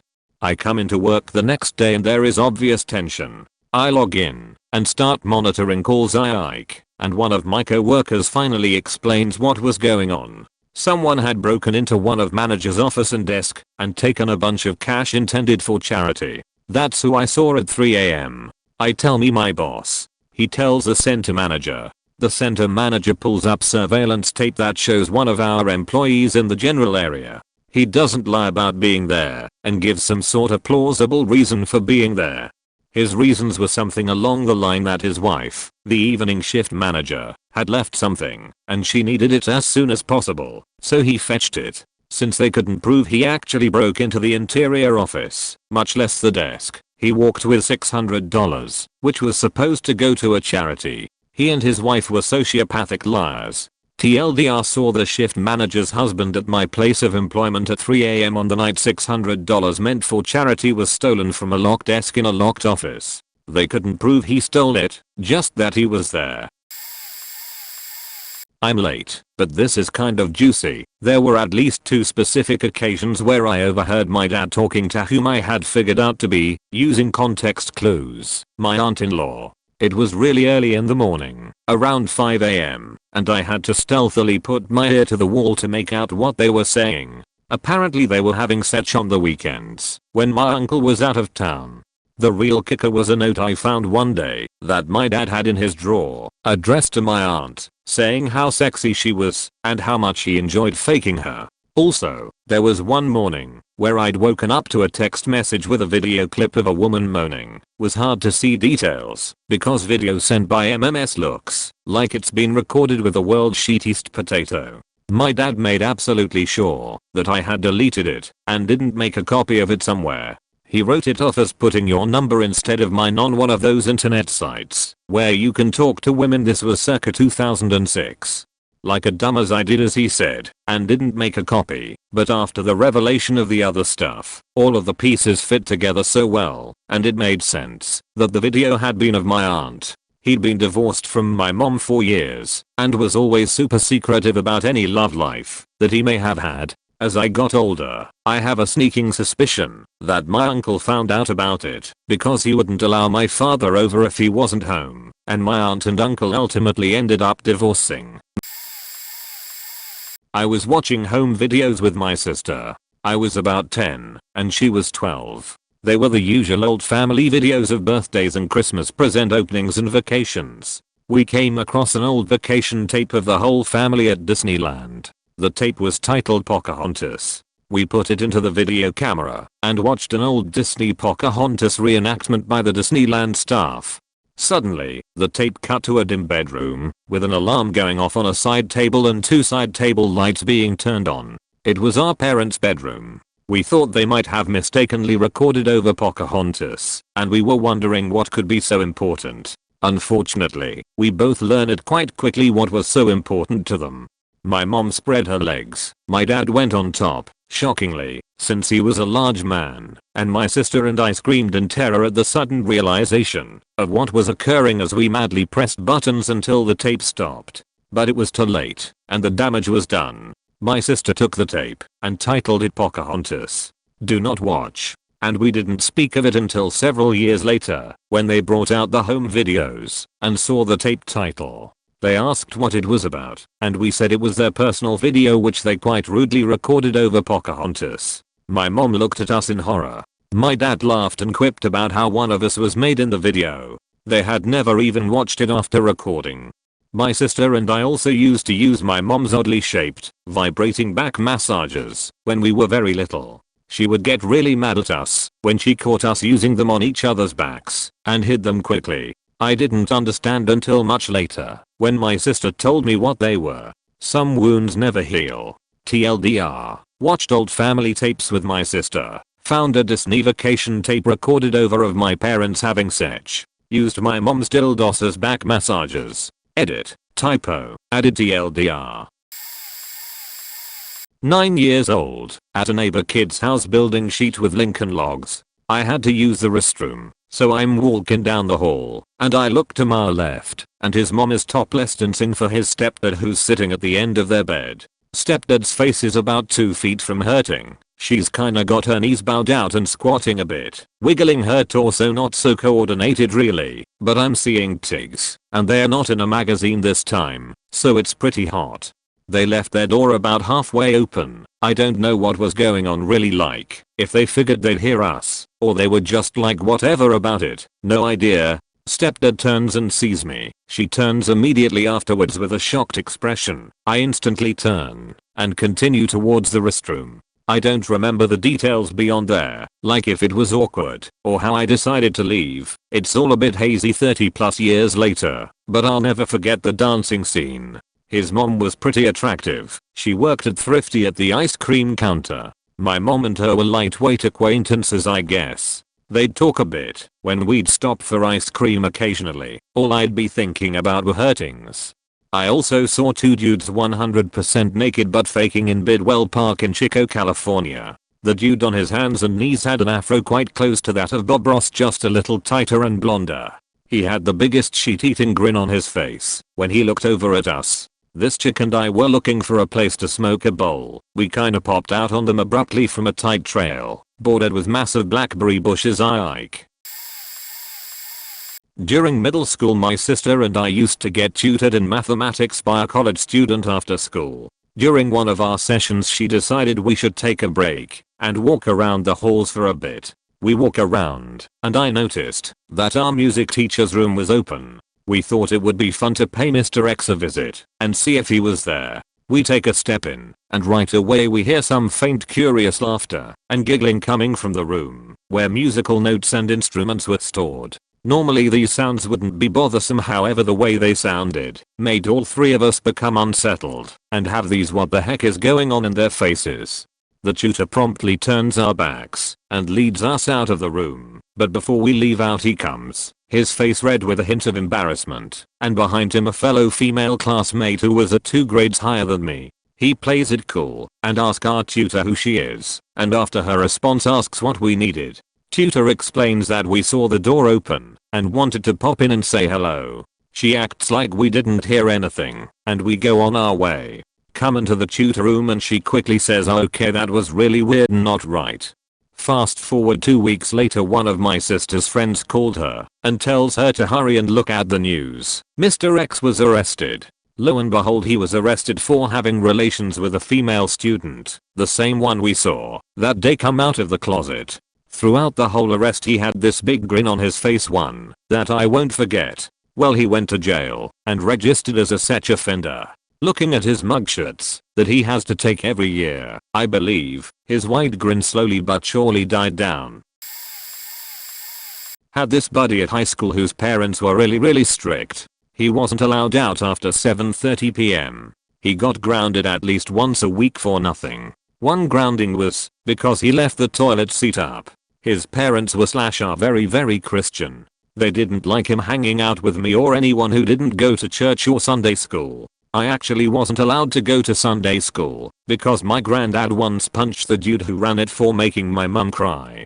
Anyway, I digress.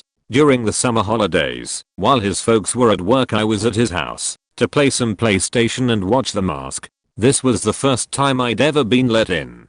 He asked me if I would grab his second pad from the top drawer in the bedroom. I went upstairs and asked if it was the room on the left or right. He shouted the right and I went in, and it was clearly his parents' room, but knowing the way they treated him, I thought it's reasonable that they'd keep his pad in their room. I opened the top drawer and found ladies' underwear, the biggest black dildo I have seen, a strap-on and a series of photographs depicting sex acts between this apparently devout Christian couple. I closed the drawer and went to my friend's room and got the pad. I went downstairs and told him I went to his parents' room by accident. "It isn't locked?" he asked. I said no. He ran upstairs and came down a few minutes later with his games that had been under the bed. I never told him what I found, but I did tell my mum, who then told a lot of other people. Before I knew it, pretty much everyone knew. Few months ago, one night I had to help my father to set up a PayPal account for him. So I was there in his bedroom in front of his computer and instructed him what he has to do on the register site. So he was doing the work. I just answered him if he didn't understand anything. Then something didn't work out. I don't know what. The point is that the system didn't allow him to set up the account. Once again, I have no idea why. So I told him that one sec I go back to my own computer and I quickly set up an account for him. It literally took 2 minutes to set that ACC up. So I got back to tell him the password and etc. So I just opened his bedroom's door and stormed in. I was in a hurry. I wanted to sleep by then, and that's when I saw a pic on his monitor about a full naked girl in full Nelson pose. He instantly closed the Windows OFC and tried to act like it was a pop-up advertisement, which was obviously not, and said nothing. I froze for a few seconds, but then quickly told him what I came for and left. We never talked about it. Okay, I know I should have knocked before I entered the room, but I told him that I'll be back in a second, so I thought that because of this and our ongoing business I don't have to knock. Obviously I was wrong, and I'm okay with him pleasuring himself in any way. I'm a man too, plus I know that he and my mother are in a secretaryless marriage, but he shouldn't do that when he knows that I'm gonna be back in 2 fucking minimums and our family is an extremely religious one. Catholic, led by my father who is a strict, bigot believer and acts like he is a saint and judge everybody else. Plus he is that type of person for every little thing he doesn't like. I already knew that he is a hypocrite, but this incident assured me once again about this fact. Gosh, I wish it'd be August by now, so I can move away from that house. P.S. I know I sound like an ungrateful piece of shit, which I am, but you don't know shit about his things and what he did to me and to the rest of the family in these 20 years, so keep the judgment in yourself please. This is a late post. When I was 6 years old, I woke up around 5 o'clock in the morning and decided to go upstairs to use the bathroom. There was a bathroom downstairs, but I didn't like using it because inside was an odor that never went away, no matter how many times my parents cleaned it, and I didn't like stepping on the brown, stained tiles with my bare feet. When I head up the stairs, I see that the kitchen lights are on and that the TV in the living room is on as well. I walk over to the TV and notice that there is a white towel draped on top covering the screen. Through the towel, I was only able to see blurry moving shapes and could hear no sound. Out of sheer curiosity, I lift up the towel just so that it's still resting on the TV and that I'm able to see what is on the screen, only to see 2 naked people laying sideways on a bed, facing each other, slightly moving about with their feet facing my direction. At first, I didn't know who the people in the video were because I couldn't see their faces, but then I recognized the bed frame that was also the one in my parents' bedroom. I quickly let go of the towel and walked to the kitchen to find my dad cutting fruit on the kitchen counter. I tell him hi, he says hi back, then I walk downstairs and back to bed without using the bathroom. Edit, a few words. Summer camp pre-puberty. The curious case of the bra in the boys' cabin in the zeros. I now know the full story behind this after tracking people online and asking, but I will say it as it transpired. Cast names have been changed to protect the innocent. All similarities to real people as best ignores. $SCHERAZADE. Your lovely writer, a chubby 10-year-old kid who generally found all his friends tended to be platonic with girls despite being honestly hard and tough honest. $BARBARA, the lady with the curliest hairs I had ever seen. You could put a cup in it, and the cup would not spill, so well was it supported on her head. $RYAN, one of those sporty types. $FABIO, a fancy lad. It was the 4th day, and the activity in the morning was basically rowing a Viking-style longboat canoe thing across the lake. Ryan slept above Fabio as it was bunks. I was lucky, due to a numbering issue I got the top bunk of my own bed, and we use the bottom bunk for storage. In the night we hear giggling, and the sounds of rhythmic banging. I, having read survival guides, and being most suited to combat the terrors of the night, am immediately upright, semi-dressed, and with a torch in hand. Torch on, we investigate, and find a black bra, left in the hallway haphazardly. Curious. We pick it up and take it to our room for study. After $FABIO wore it for a bit, we soon fell asleep and the daylight came. Boating time. Boat 1, $BARBARA and $SCHERAZADE with an unnamed girl of no import. Boat 2, $FABIO, $RYAN, and the camp coordinator guy instructing us. So, we are rowing and get talking. $BARBARA is stressed out over something, and unnamed girl insists we'll find it later. Don't worry, it's probably important to note that Barbara typically wore white shirts and had not been rowing with both hands, keeping one arm across her chest for most of the day. 2 + 2 equals. I explained to her that her bra was in the boys' dorm. We found it might be stretched because of Fabio wearing it overnight. She's now insisting, I swear to secrecy, that she was in the boys' dorm. If her parents find out she lost her virginity at camp. Side note, way too young to be doing that. It was a mix of ages, but she was tops like 13. She would be crucified and then chopped up and sold to a chip shop to be used in pucker pies. She explained this with a very Italian-esque arm movements and forgot that she was hiding her rock-hard nipples in the cold of that morning. Wet clothes too. Seriously, who gets on a boat in white thin tops? Not the most interesting climax, but I saw a good deal of her breasts and realized that I did not really care. It was like 2 years later that I started thinking breasts look sexy. She wrote up a written contract later that day to never speak of it again, in payment a kiss, to be redeemed at any point, which I have not redeemed. A contract I have broken many times, but never used her real name as I do not recall it. She got her bra back in the end. It did not fit. $Fabio stretched it. She blamed $RYAN and sabotaged his barrel boat later in the week. I was doing a weekend switch replacement and recabling job for a large financial services company in the city. They were always dodging questions when asked what they specifically did. On one of the executives' desks, poking from pile of paperwork, was a binder with large confidential letting on it. There were no staff in the office, except us guys who had full access. Being the curious kid I was, I got don't press the red button syndrome and took a look inside. The document outlined a series of security protocols for some kind of large transport ship that would be traveling near Somalia. It had lists of security personnel, temporary mounted weapons, radar, and ship detection facilities, personal armed escorts for some company executives, and even rotations and patrol patterns for 2 fully equipped helicopters. Essentially an entire private militia dedicated to protecting whatever it was that they were transporting, from Somali pirate threats, I guess. When I saw how much was in the document, I promptly closed it and tucked it back into the paper pile. Still have no idea what the company actually did, except generic financial services. Edit. Punctuation for clarity.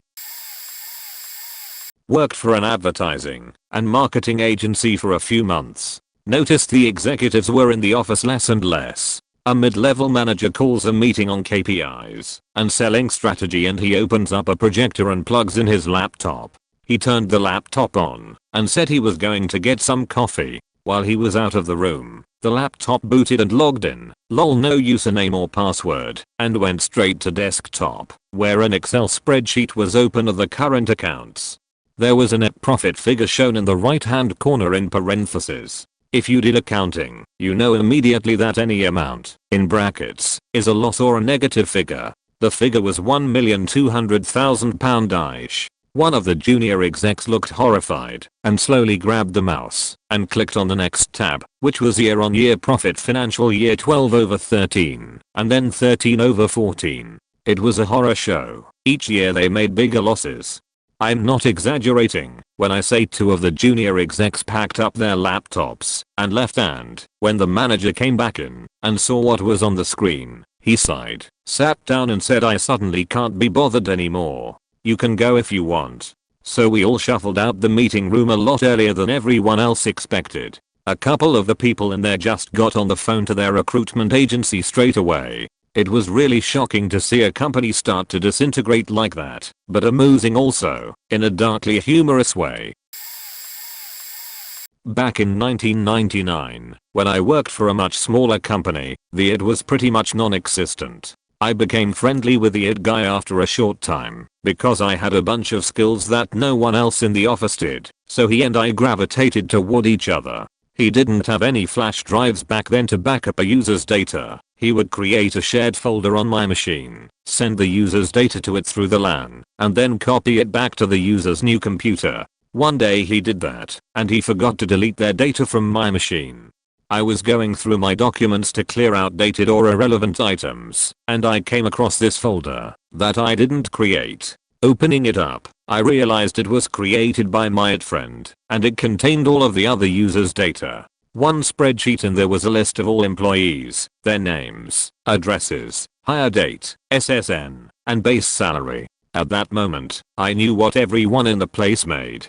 I deleted the info the day I found it, which was about 3 weeks after he copied it there. I never told anyone I had it, and I'm not a crook, so there was never any intent to use any of that information maliciously. I did, however, use that information, the base salary part, as a baseline to negotiate several raises over the next 24 months. With an understanding of what others were making versus what I was making, and I knew their skill sets and mine, so I just positioned myself properly. I never mentioned having any knowledge of salaries or the spreadsheet. I work in an area where the computers are shared. At any given time, there are 6 to 8 coworkers logging on and, supposed to be, logging off the system. I had just sat down with a friend, another male coworker, and our discussion led to some sort of debate. I said, "Google it." He turns to the PC he's seated in front of and wiggles the mouse to deactivate the screensaver. He sees that there's already an Internet Explorer window in the taskbar, so he clicks there. We were then treated to a full screen beautiful lingerie clad as. Naturally, since we are guys, we both were like, ooh. I said, "Scroll up, let's see the rest." He scrolls and the view just keeps getting better. Then one final click and the head to this tastefully almost nude body was revealed. It was one of our female colleagues. It takes a moment for us to shut down the oh la la male parts of our brains, but once logic took over there was panic. Both frantically looking around to see if anyone sees what we are seeing, then me saying, "Shut it down. Click it off." And him, "I'm trying, it won't go away."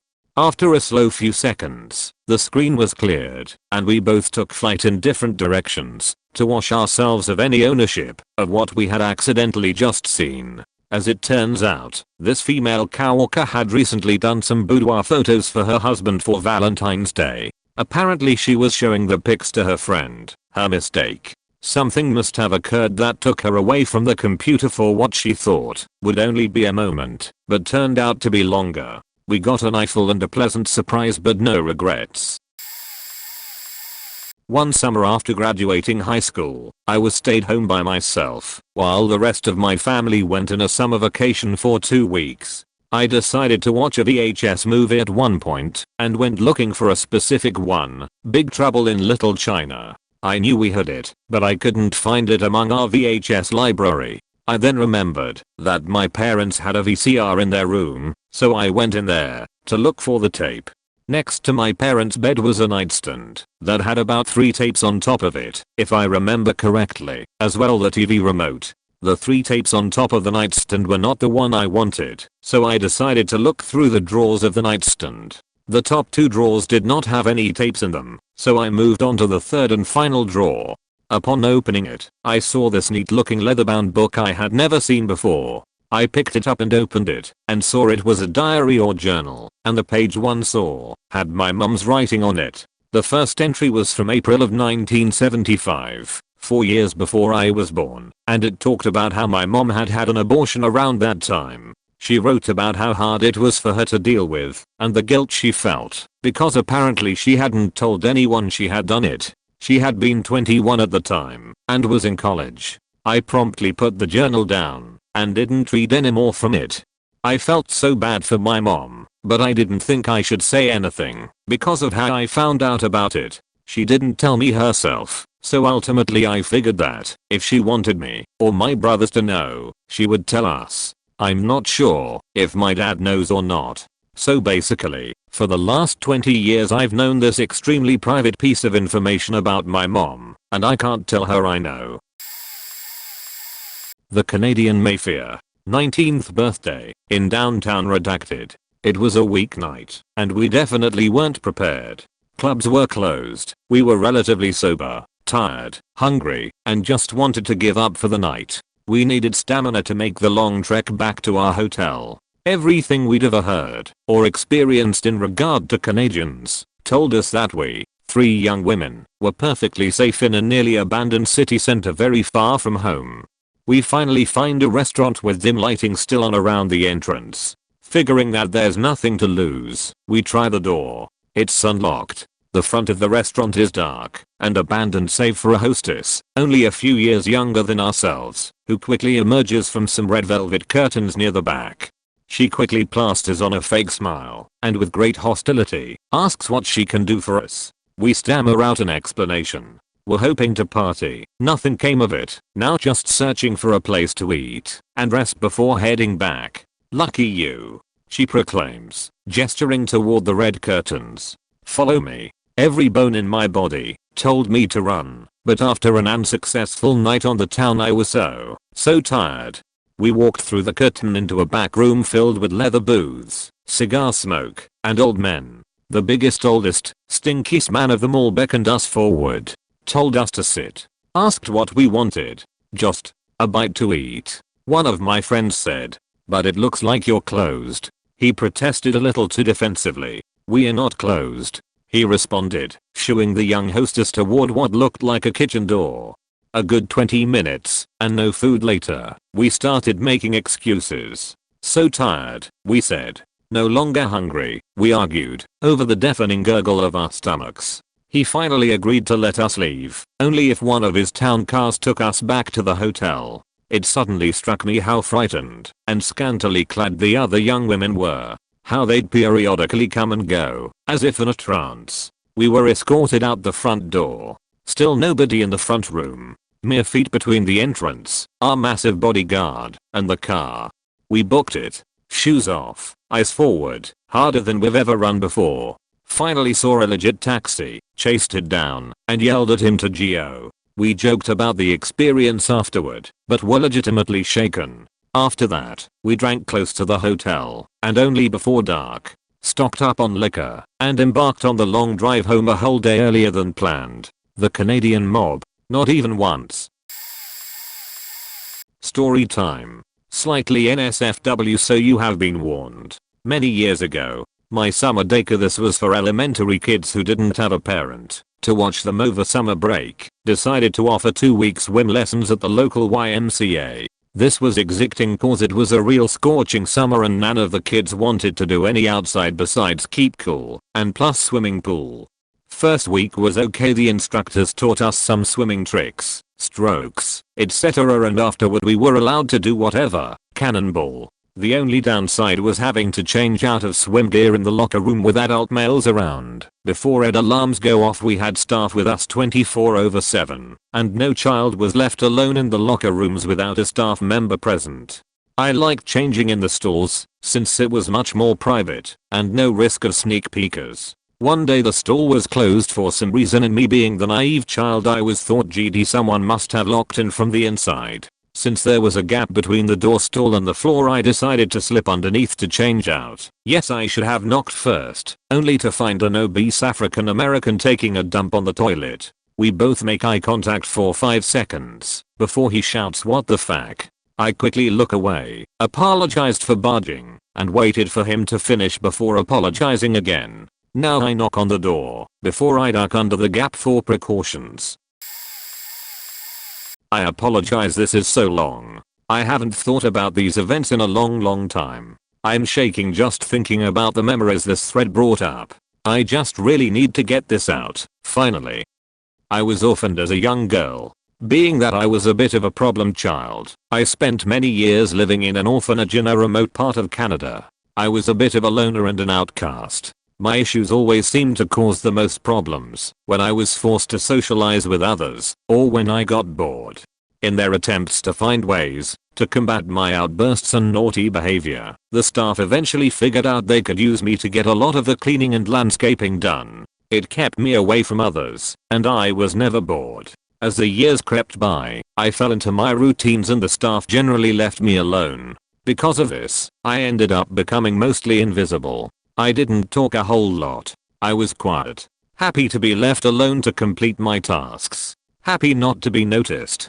I started to realize that I could get away with a lot more than other kids. I would snoop through the offices and the personal lockers and desks of the staff members. At one point I was behind Mrs. James, the woman in charge of the whole place, while she was at her desk. I had noticed her putting away or taking out a huge leather-bound book now and then. She always kept it locked in a desk drawer. The drawer had a combination lock on it. So this one day I'm behind her, and of course she hadn't noticed me there watering her plants. I saw the combination and committed it to memory.